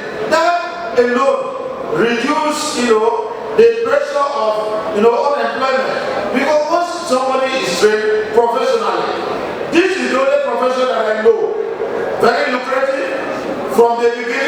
is a profession that you can have your clean money to eat. Because, like Prof said earlier, if you understand estimation and the job is given to you, you will estimate in a way that at the end of the day, you make gain. And when you make gain, you're going to survive. It's not the issue of saying you are committed fraud by collecting money or by duping government or government has given you a job to do that you now say I want the money. But in this case, it's a clean one. Especially if you know the job, you understand the costing, put in the estimation and then you move on. So we need to come to form that pressure group. If you say you don't want to die, you know, sometime in Israel, we went there and the evidence is in Palestine. They began to write on their gate and said, we resist to exist. We resist to exist. That's what I'm telling you. If they didn't resist, they will not exist. And that's why they build a very tall wall. So that when you come, you pass through the gate when they will see you. You can't just pass anywhere to enter. I think printers in Nigeria today, we need to resist so that we can exist. And we need to face government. Because we must face government. Because we must make noise. Because we must tell government that there is a profession that from Adam has been existing before all other professions. Today we speak as a printer, without a printer. One who spoke to us now first told you that it's a printer. He told you how it started. Now there is no institution that we will go ahead today to teach people without having a printer print for them to read. There is no one. Today in the publishing sector, like in the newspaper industry, for us to be able to read, even though we are not online today, but we cannot eliminate the hard copy. For us to be able to have news to read, they must do what? A printer. There is no way the journalist will just write on paper with their ink and you take it to the paper stand to sell. So printing must be made to be profitable again, and we must all rise up. What are the issues? You heard us about collaboration. Why? Because most people who don't understand costing or estimation, who don't jump into the printing, their quacks, that they go around we are referring to, because I call them portfolio printers, those ones will just come and they see the job collector and someone say, I want to survive. No, we don't want you to survive in that way. When you collect a job, you cannot do a proper costing because you want to have a peanut so that you can survive. No, this is not a profession for you to come and think that you can just treat it that way. It's a profession that is for those who are professionally trained. Today, let me tell you, some few 29, 30 years back, when we were those in the pre-press in the Lato Action were using our small knife to be able to carve, to be able to put in, superimpose, and be able to treat color. It was not like this. But today technology has even made it easier for you. And that is why you should take it more serious. Don't allow that person to come in. If somebody wants to come in here, let that person go to school. Let that person go and learn it. Let that person belong to the profession. But you shouldn't come to the as a quack to want to come and take that which belongs to you. I think it's important that in this conference, for us to go back, our young ones, the youth who are here, and our elderly people who are here, we must form a synergy, like we have been saying here. We must collaborate and we must try. It therefore means that any part of Nigeria you are, when you are called upon by the printer in that region, and directed by the president of Sipon, or where you are members in the public sector, you need to rise. Because if you don't rise, it will be too late. You are seeing the economy today. You are seeing every situation today. We cannot print. We are here now. Diesel is about 800 per liter. And the only challenge we have with Nigeria, each time there is a upsurge in price, high in price, it has never come down. It has never come down. And if we have time, we can tell you from history when they began to increase the fuel price. From the issue of the 7 kobo to 11 kobo to now, we can begin to tell you that one was still using 20 kobo, 10 kobo to take transport board. As the fuel increases, it moved to 50 kobo to 1 naira like that to today now. You are talking of 200, 300 naira. This 200 naira you are talking is a whole salary of a man, and you collect to live a whole month with family. And you live and you manage it. But today you are using it. I don't know whether you can buy granite again. I don't know what you can buy. So Congress, I think it's very, very important that all of us rise. Thank you.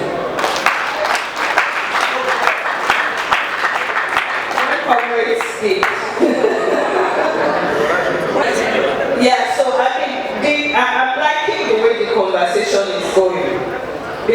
looks like one thing is leading to another. Government's already said to you that policies can be made, but you need to have the pressure group. Pressure group people are already talking to you now, but the next question, and I'm going to have Comrade Babajide Salako talk about this. It's nice everything that we have had here today, but it comes down to those of us that are sitting down here. How many of us are really ready to do what is needful? Comrade talked about we resist to exist. Are we willing to resist? When the pressure group comes up and says this is what we need to do, how many of us are really willing to be able to put our back into it? I'm going to let Comrade Babajide Salako take that part and just give us your view on what you have seen about printers. Are they willing to make this happen, or is this just going to be a theoretical thing? Good afternoon once again, and to my fellow discussants, thank you very much. The earlier speakers have spoken a lot, and I'm not going to deviate, and I agree in totality with what each and individual has spoken about here today. I want to take us back to the opening speech of our president, Chartered Institute of Professional Printers of Nigeria, Mr. Ebima Lomon, when he said that it takes a village. I wouldn't know how we're able to digest this particular phrase from the president when he said it takes a village. Do you all agree that every one of us present here, we are villagers? Please, do we all agree that we are all here a villager? Probably you don't understand. It takes a village. What the president is trying to say is that it takes every individual present here to fight for the cause of printing business to remain profitable again. By extension, every aspect of our profession, every value chain, our ecosystem to which we individually belong, we have to stand up to do our own bit in achieving this result, the expected result. How do I mean? We belong to different categories of printing profession. Packaging, photography, pre-press, you have digital and all that, secure printing. Every aspect of this value chain, we have professionals practicing their profession. So we all have to stand up as individuals to fight our own cause. Nobody will do it for us. We are talking about advocacy. We are talking about collaboration. We are talking about industrial integrity. We are talking about training and retraining. And we are talking about what are the tools that we need to achieve all these objectives. Now, talking from the background of our institute that I represent, Nigeria International Print Expo of Nigeria, we have a lot of the issues we have discussed here today are already in the framework that I have here with me. And I will implore every one of us to please visit the Chartered Institute of Professional Printers stand to have a copy of some of these documents. Now, we will also be talking about cluster arrangements. One of the areas for us to really organize ourselves as a professional individuals is to identify and belong to a particular cluster. Professor has mentioned this in his submission earlier. Now, we have, like I said earlier, we have the flexo printing cluster, we have packaging printing cluster. In these clusters, you come as a group in that cluster. You have to define what is your own rules and regulation. How do you want to operate how do you do your costing? How do you do your pricing under your cluster? Such that if an interloper comes in and is not belonging to your cluster, he may not be able to operate unless he join you.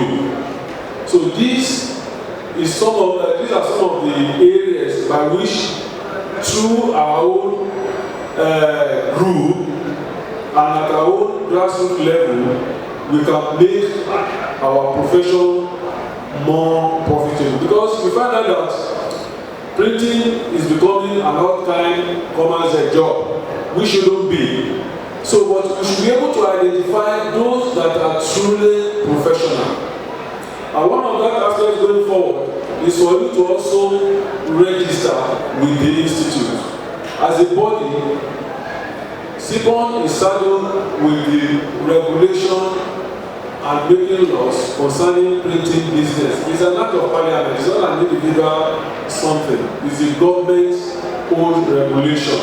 So it is incumbent on every one of us to be part of this institute and to give support to what the institute stands for our own benefit.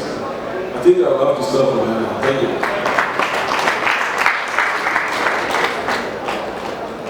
So key words from this conference today, vocabularies that we're picking up, Boko Harams of the print value chain. So you want to start to decide by yourself, who am I really? Am I in the Boko Haram sector of printing business? Or am I the one who wants to work by himself, just wants to work in silos? The key thing that we're talking about also today is totally about collaboration. So it's either you collaborate or your business dies.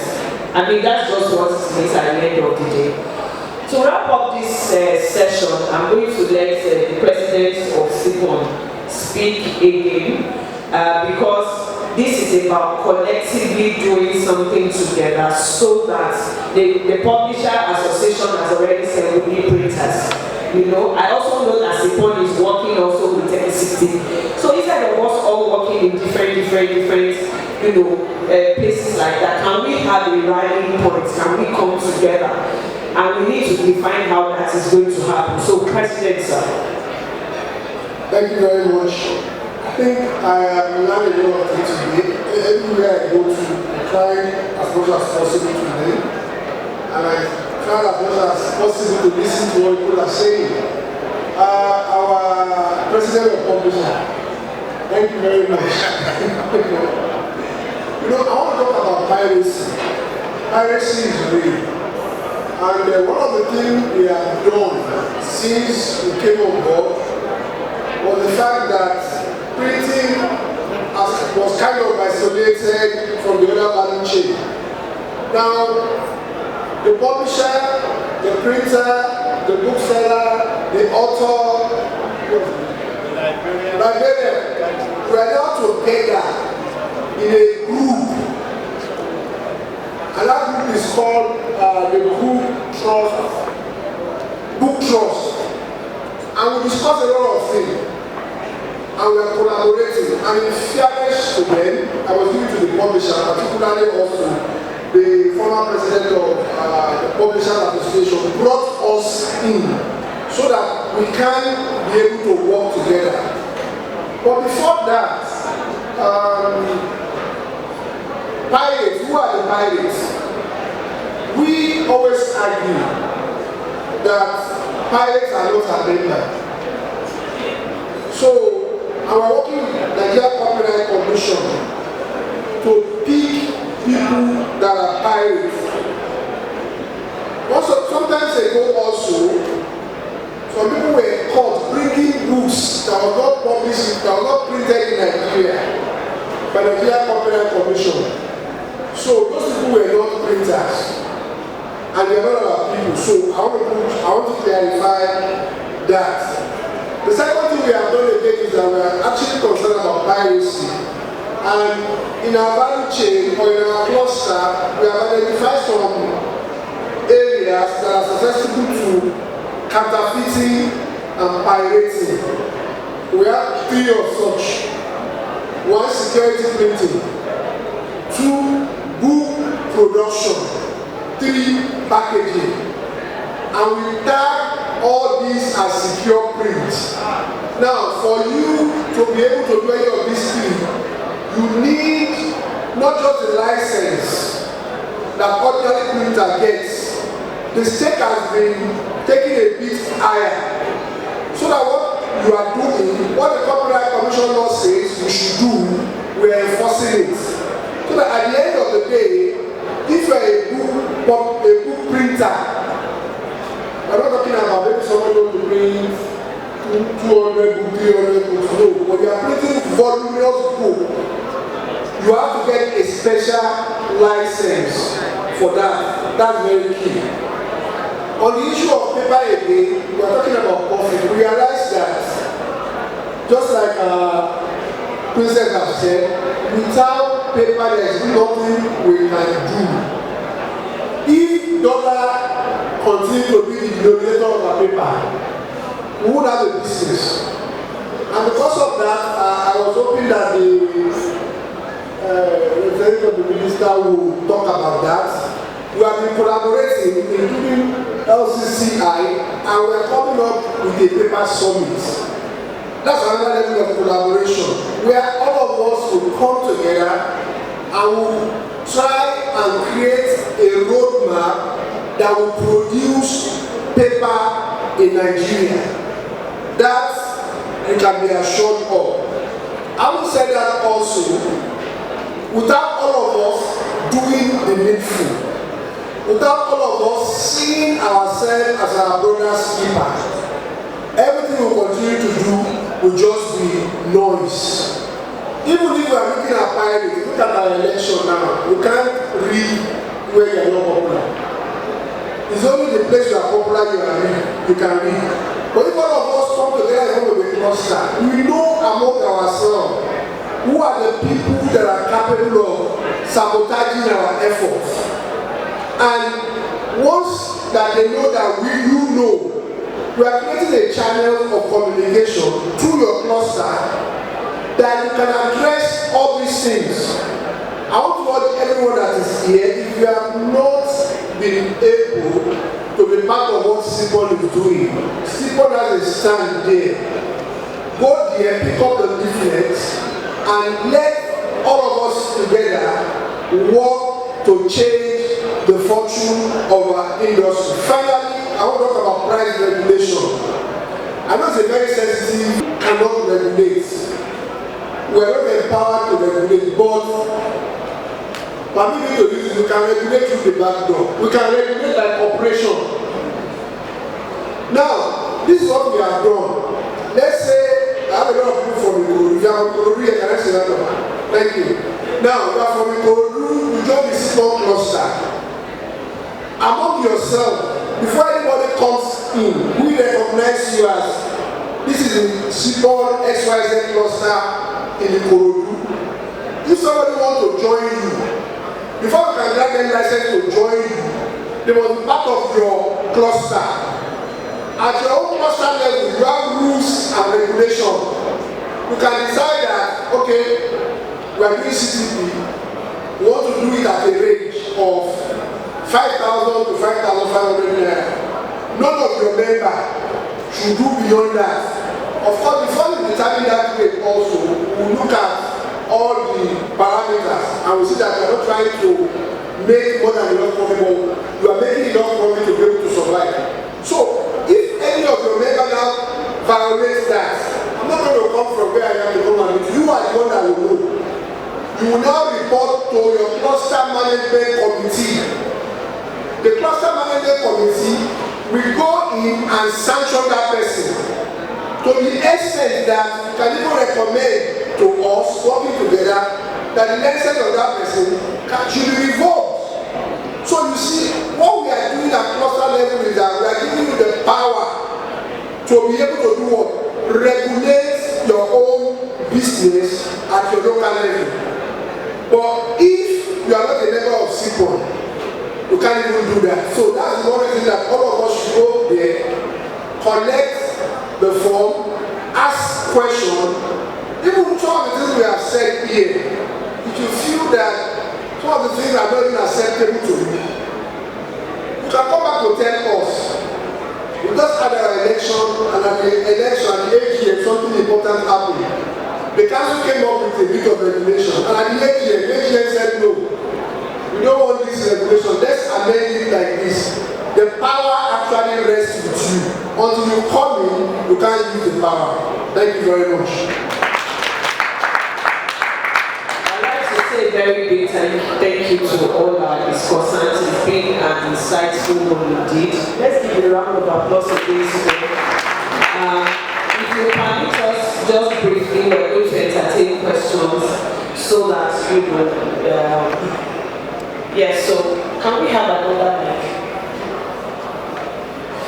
Okay, sir, gentleman in green, yes.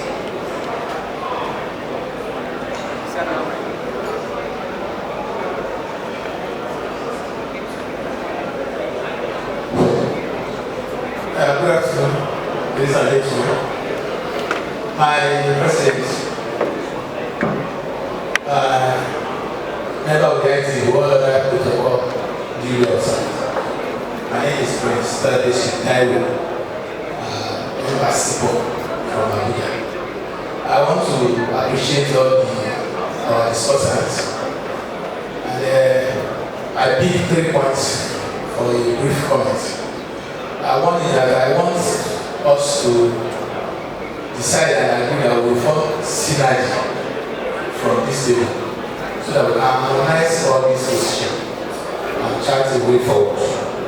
Secondly, to our madam that is representing the minister, there will be need for us to work together further. I'm aware that last year and 2 years ago, the president has been visiting your ministry. And from even your book, printer is rated as artisan in your book. And for just an artisan, there is little you are expecting to give. We are more than artisan as a printer. We are technologists. And yes, we are technologists. And we are also managers. From what the president of Google said, you have to know how to calculate. You have to know how to manage. You manage human being, you manage equipment. Also, there are sometimes you even need to practice science. You mix color. You also you operate computers. So before it's in the higher institution, they said I'm doing computer science. Now it is ICT. So once whatever you are going to however you are going to rate us, to really capture the trends of modern technology print. Also, if your ministry would just be kind to spend 1/10 of what you invested in sugar industry, in printing industry, Nigeria will be better for us. Because in our value chains, we employ millions of skilled and unskilled labor. Even the sugar is wrapped in paper to sell. So if you can just do 10%, appeal to our honorable minister, just 10% support, collaborate. Madam Okeowo has always been there for us, and he has brought a proposal of some what do we call it, paper mill of a small capacity that we can do in cluster. For us to do that, we need the support of your ministry, and we will appreciate if you can work for us. If you can form an ombudsman that will look into this and see how this can come into reality, so that not only Nigerian printers stay in Nigeria. The paper we are going to use will also generated or manufactured in Nigeria too, so that it doesn't become like oil, where we produce it there, take it there, and still use our money to import it. Thank you very much. God bless you. I'm not sure you told us your name. My name is Studies Secretary from Agrofood. Martha, do you want to? I noticed that there are certain things you said that you were not sure about. Regarding this issue about printers giving class, writers, artisans, by what organization?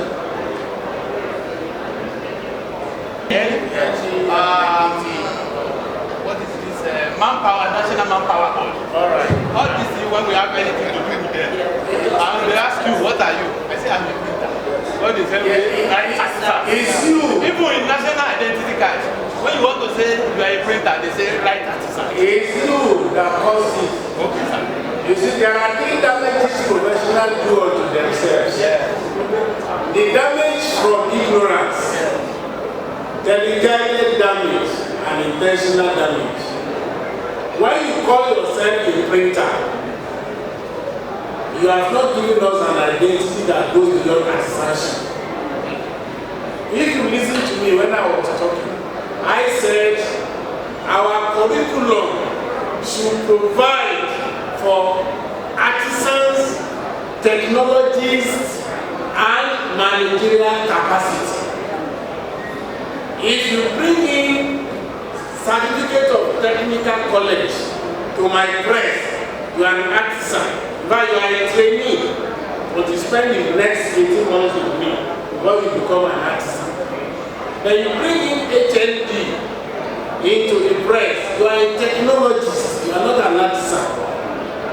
You bring in MSc printing technology or ink chemistry in, you are a managerial practitioner in a particular area. The level of knowledge and certification determines the name you call yourself. That is the answer. And you bring principal certificate from when you put a professional. So, on the other issue, two quick one. Let us borrow a leaf from South Africa. Printers, graphic artists, publishers, lithographers, librarians, all of them gathered together to create a company called Saki, which is the paper mill. We can do similar. We are large enough, we are rich enough, we are knowledgeable enough. You see, nobody is going to make Nigeria better for Nigerians. It's Nigerians themselves. Any Chinese or German or British or American that comes here is a businessman. He must get return for his investment. But you are more than being a business person. You are a Nigerian national. You owe your own support to be an economy of pride. And it's a necessity. So it is important we know that.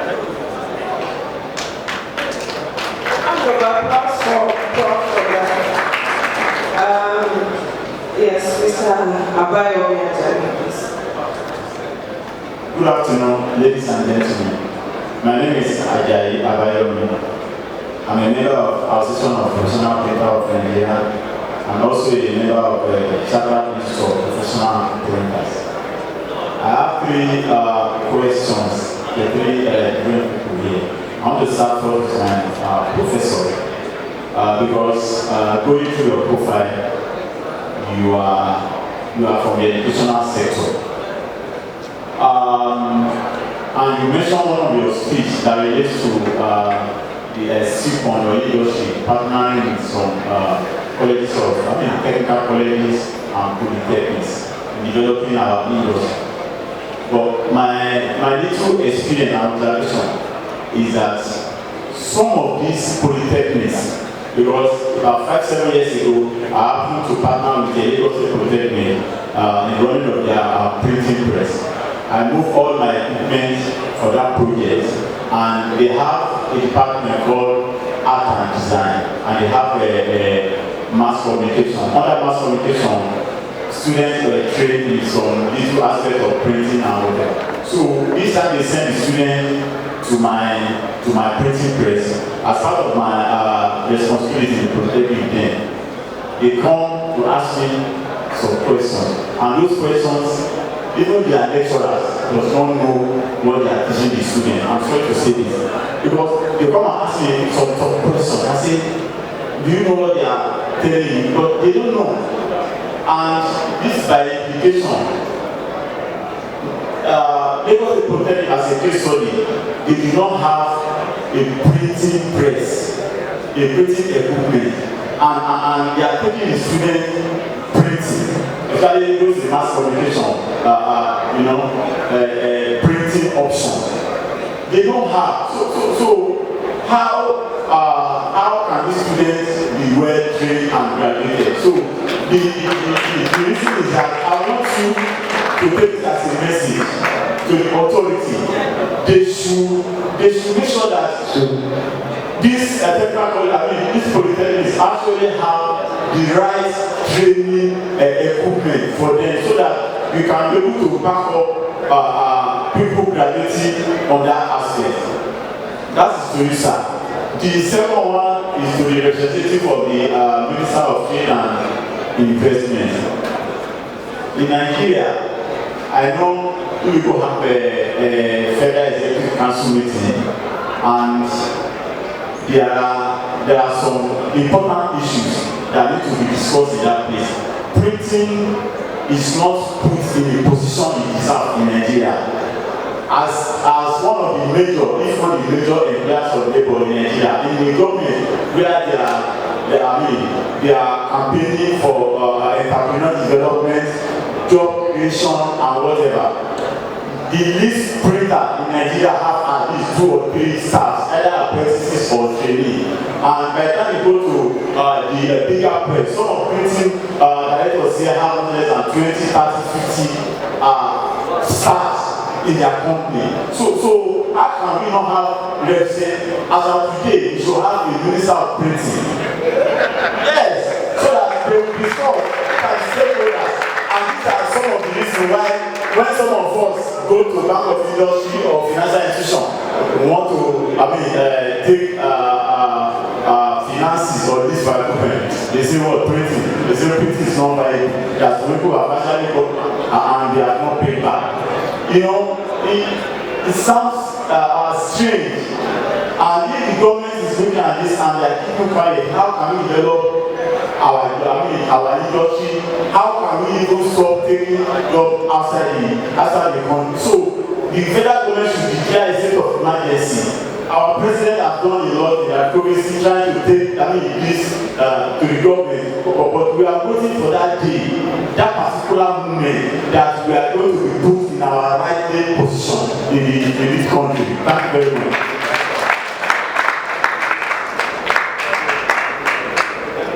So I lost track. What question that was for Doctor? Well, let me quickly say this. We do not really understand the different features of elements of education. Polytechnics in Nigeria that are offering printing as a core professional course, they are not up to 10. And I start to be challenged. Apart from Kabino Poly, which is number 1, Yaba 10, number 2, Kano has 1, local electric still is now. And the College of Education happens to also have a very good and a few others. But what I want to tell you is this. The syllabus you are teaching is not printing syllabus. It is mass communication syllabus. And the lecture under that stream is called Printing Appreciation, not Printing. For you as a journalist to be able to understand that you need to know a little bit of printing, or you may find a job that has to do with printers. That is the purpose of that course. So I'm sure you yourself, with what you have told us, you have already given those children over syllabus. But you are teaching them like a printer. It's just like if you want to learn to be a laundry man, a washerman, and they now tell you tailoring appreciation. appreciation. Do you understand? So that when the button of the customer's cloth you can use it right. That is the purpose.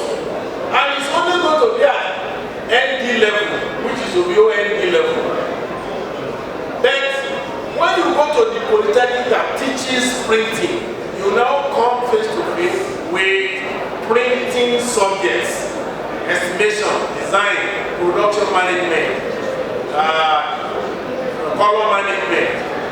Under this science, I spent 6 weeks looking at size management in printing. And I can tell you one of the results. While I was in academic press, as a marketing controller, I led the research team.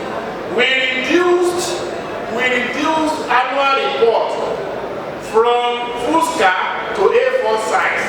And banks and oil companies that were doing annual report we were able to save them with about 16% of the cost of the size.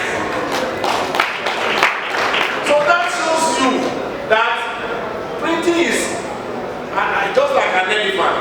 If you touch the belly, you say it's very soft. When you touch the head, you say it's hard. Somebody who touch the tail, you say different thing. So we must really get that right. So, but when we are called to come and teach printing, we must bear it in mind. We want to give understanding and appreciation of that subject to that level.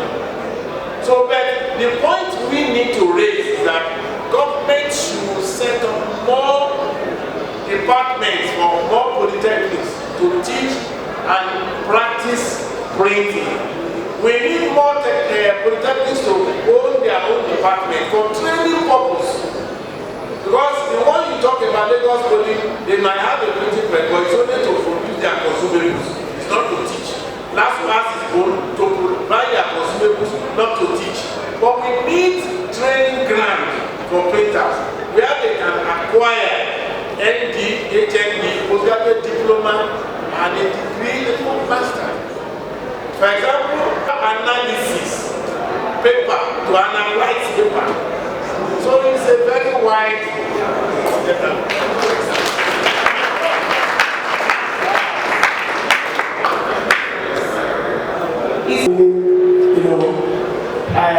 being called upon to come and talk and every other thing. The reason why I'm thanking you guys is that I've heard about this event on radio, and my company has been with Agrofood for the past 5 years, and I made up my mind that I'm a stakeholder in the area of printing.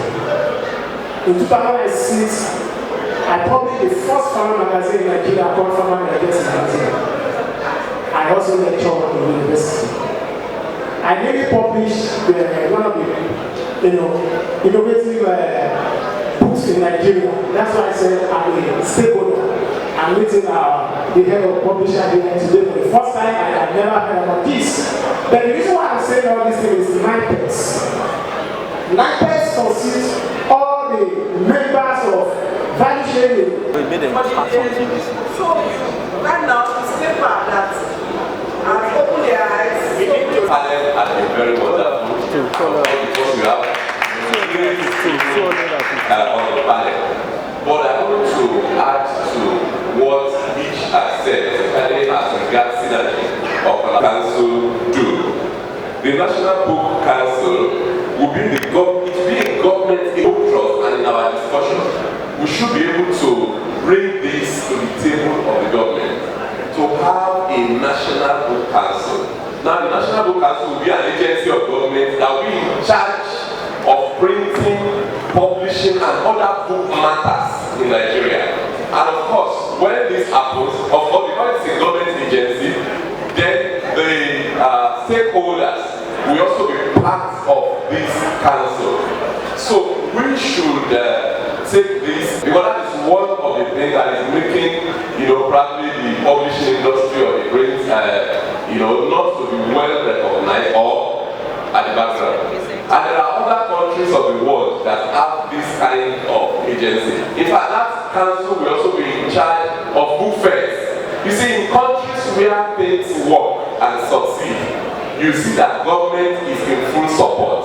in all these other countries like India, like China, you know, when they organize book fair, you talk about, you know, they have fantastic print business and paper companies and what have you.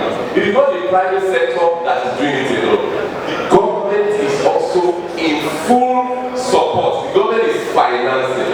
So we need the government to also support.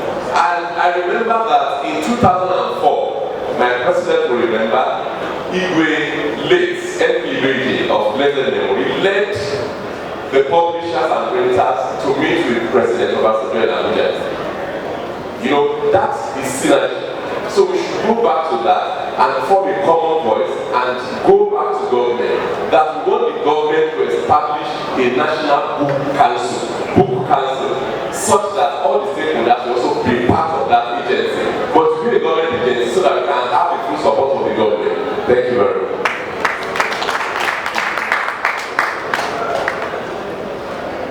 Okay, that will be the last question for the day.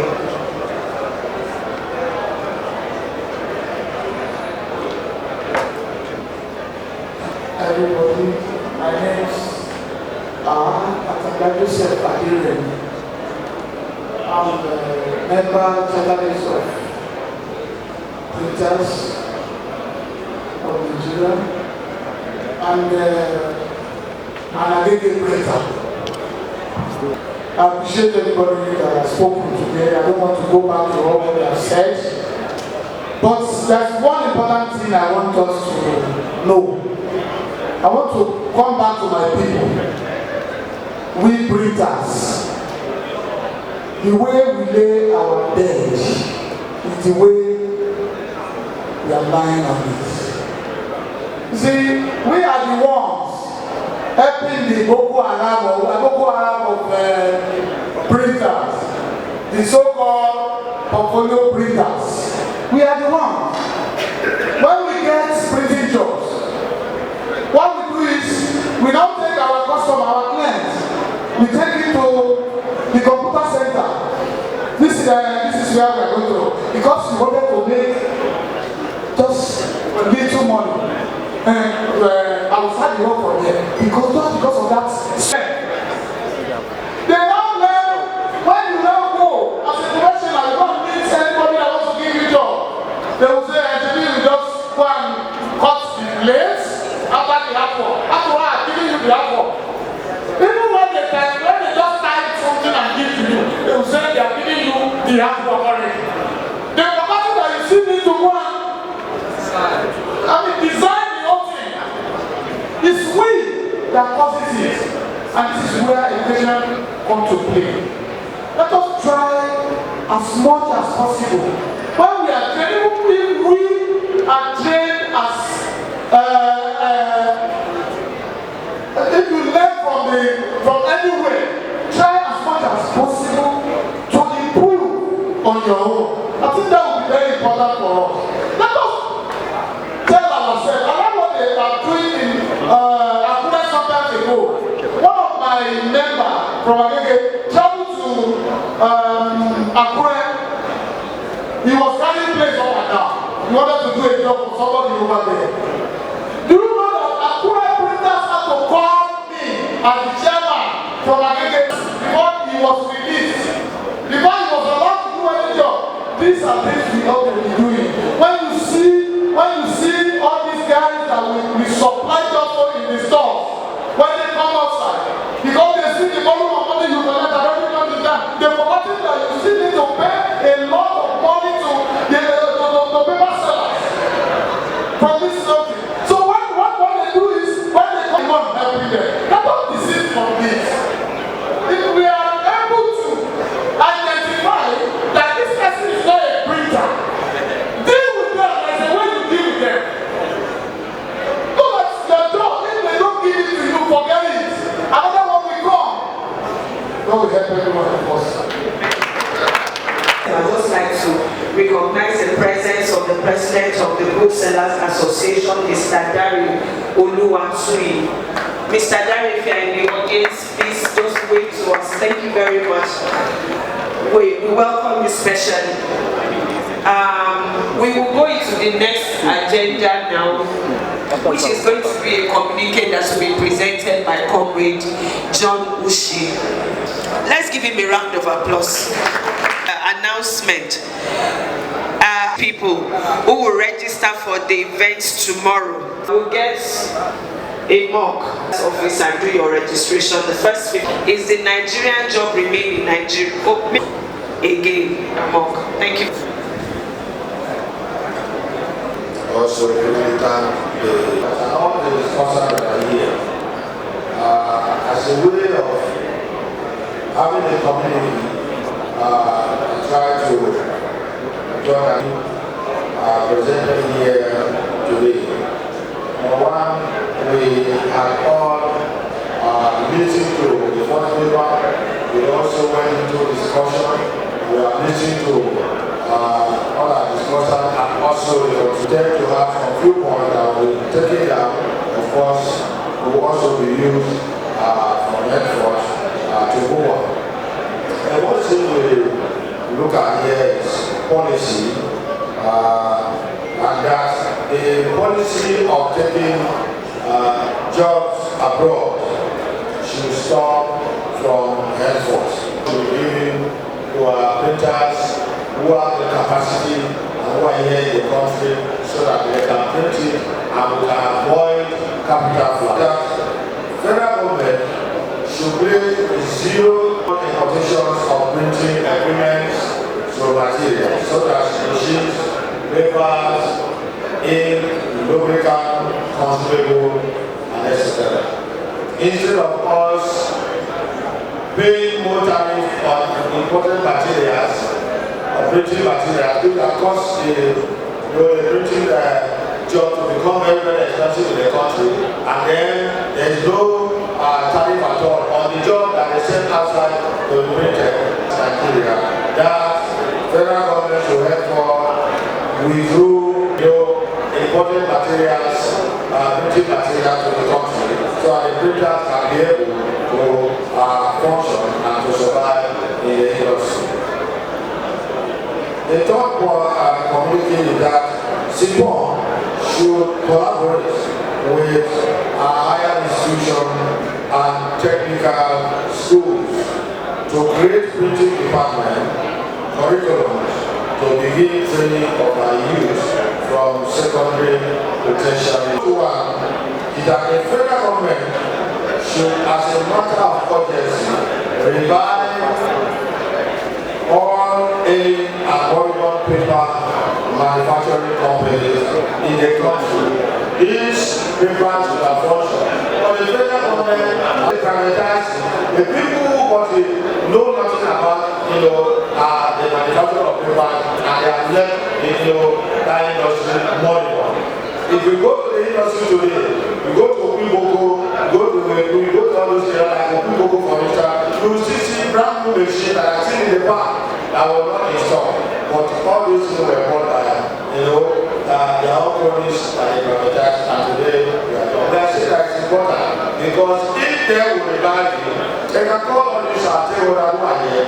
We can have one or two things to contribute and to make that to work, and that will also help the entire leaders of the country to have the relief in terms of the printing papers.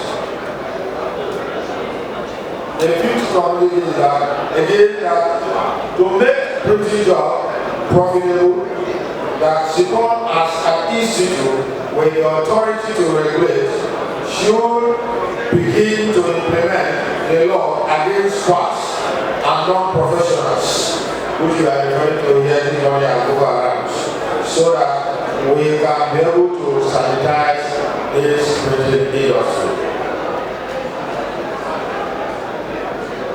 The sixth community is that some professionals in this industry should also come together and become paper to help reduce the high cost of printing papers in Nigeria.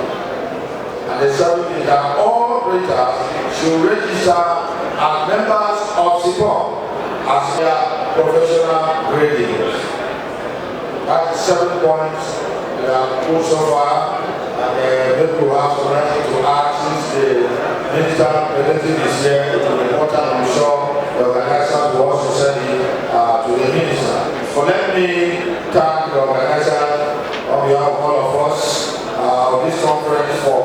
creating this platform for the printing industry professionals to assemble here this afternoon. Solidarity forever. Yeah, somebody says solidarity is done by the Agro. The Agro will say to be. Solidarity is done by the trade unions. People like you who are sound that articulate and work on that time.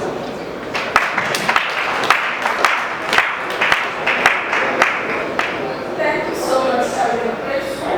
I started off to give you a soundly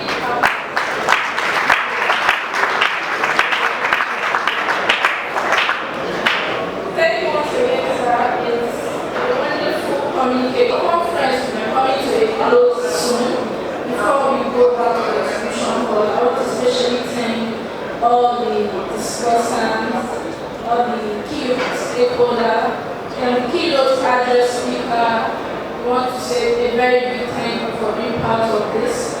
Your time is of a great value to us and we appreciate it. So thank you. Then we also want to say a special thank you to the representative of the Minister of Industry, Trade and Investment. Thank you, and we go back to the second. So we're going back to the exhibition hall for the exhibition to continue. Then tomorrow we're having another conference, and first 50 people to register for the conference. The conference is Entrepreneurship and Innovation Summit tomorrow. So the first 50 people that register get a mug as a gift. Thank you.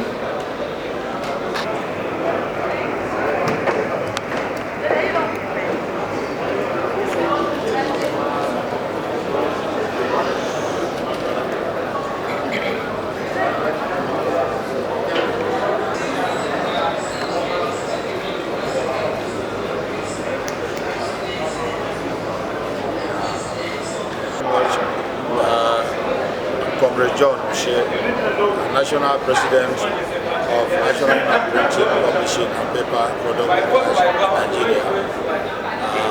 We are here for the 2022 NIPEX. These have been an experience since 2008 that we started attending the NIPEX. Number one, NIPEX has been a very, very important platform for all the Nigerian printers and professionals to be able to assemble.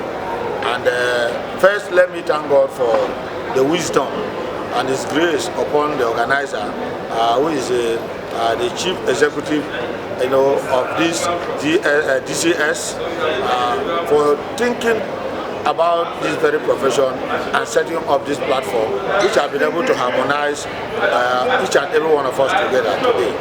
As we talk about SIPON, as we talk about every other profession, it is this very NIPEX that has been able to us. We must remain grateful to the director of this company, DCS, for thinking and organizing this.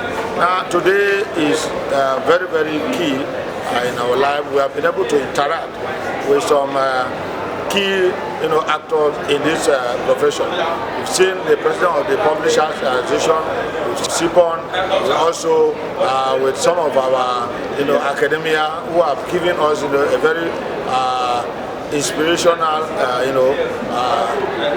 paper, and of course which have led to a very robust discussion which was done this afternoon. So I think going forward with the community we have, which of course we are empowered to also elaborate and also on it and be able to make it more formidable, including some things that we discussed that may not be captured there, so that the federal government will know that there is one important industry that can be used as a tool to even do something or completely eradicate the issue of insecurity.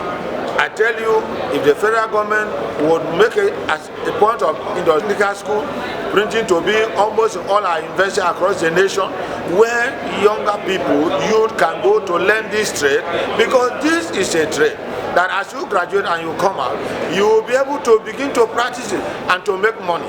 It's not like all other professions where you come out and you are now waiting to get a job. And that is one of the most important aspects about this printing technology, which we think that the government should have on this as a way of reducing the insurgency that is all over the country. And this is very important. And secondly, it is, a money-making, industry. Government should, as a matter of fact, revamp all the government printing presses now that is owned by the newspaper houses, that is owned by the government. It should not be looked down, because that is a very great profession they want to throw away. And once there is no printing, there is nothing like a nation, because people will go blind. Forget about the technology we are talking about. People are thinking that today the ICT has come to take over printing. But I tell you, it is not true, because if you are a printer, a professional printer, when somebody designs a job, even a complimentary card or even an invitation card, you look at it, you look at the quality, you look at it to show whether it is printing or it is not. Because it's not everything that you garbage in and garbage out the system that you can say that it is printing. So printing has its own in-house style, printing has its own techniques, and printing must be followed. So therefore, government should not ignore it. Government should declare, let me say that government should declare, a case of emergency in the printing industry, so that printing can also come to help the economy to grow and to start. Thank you.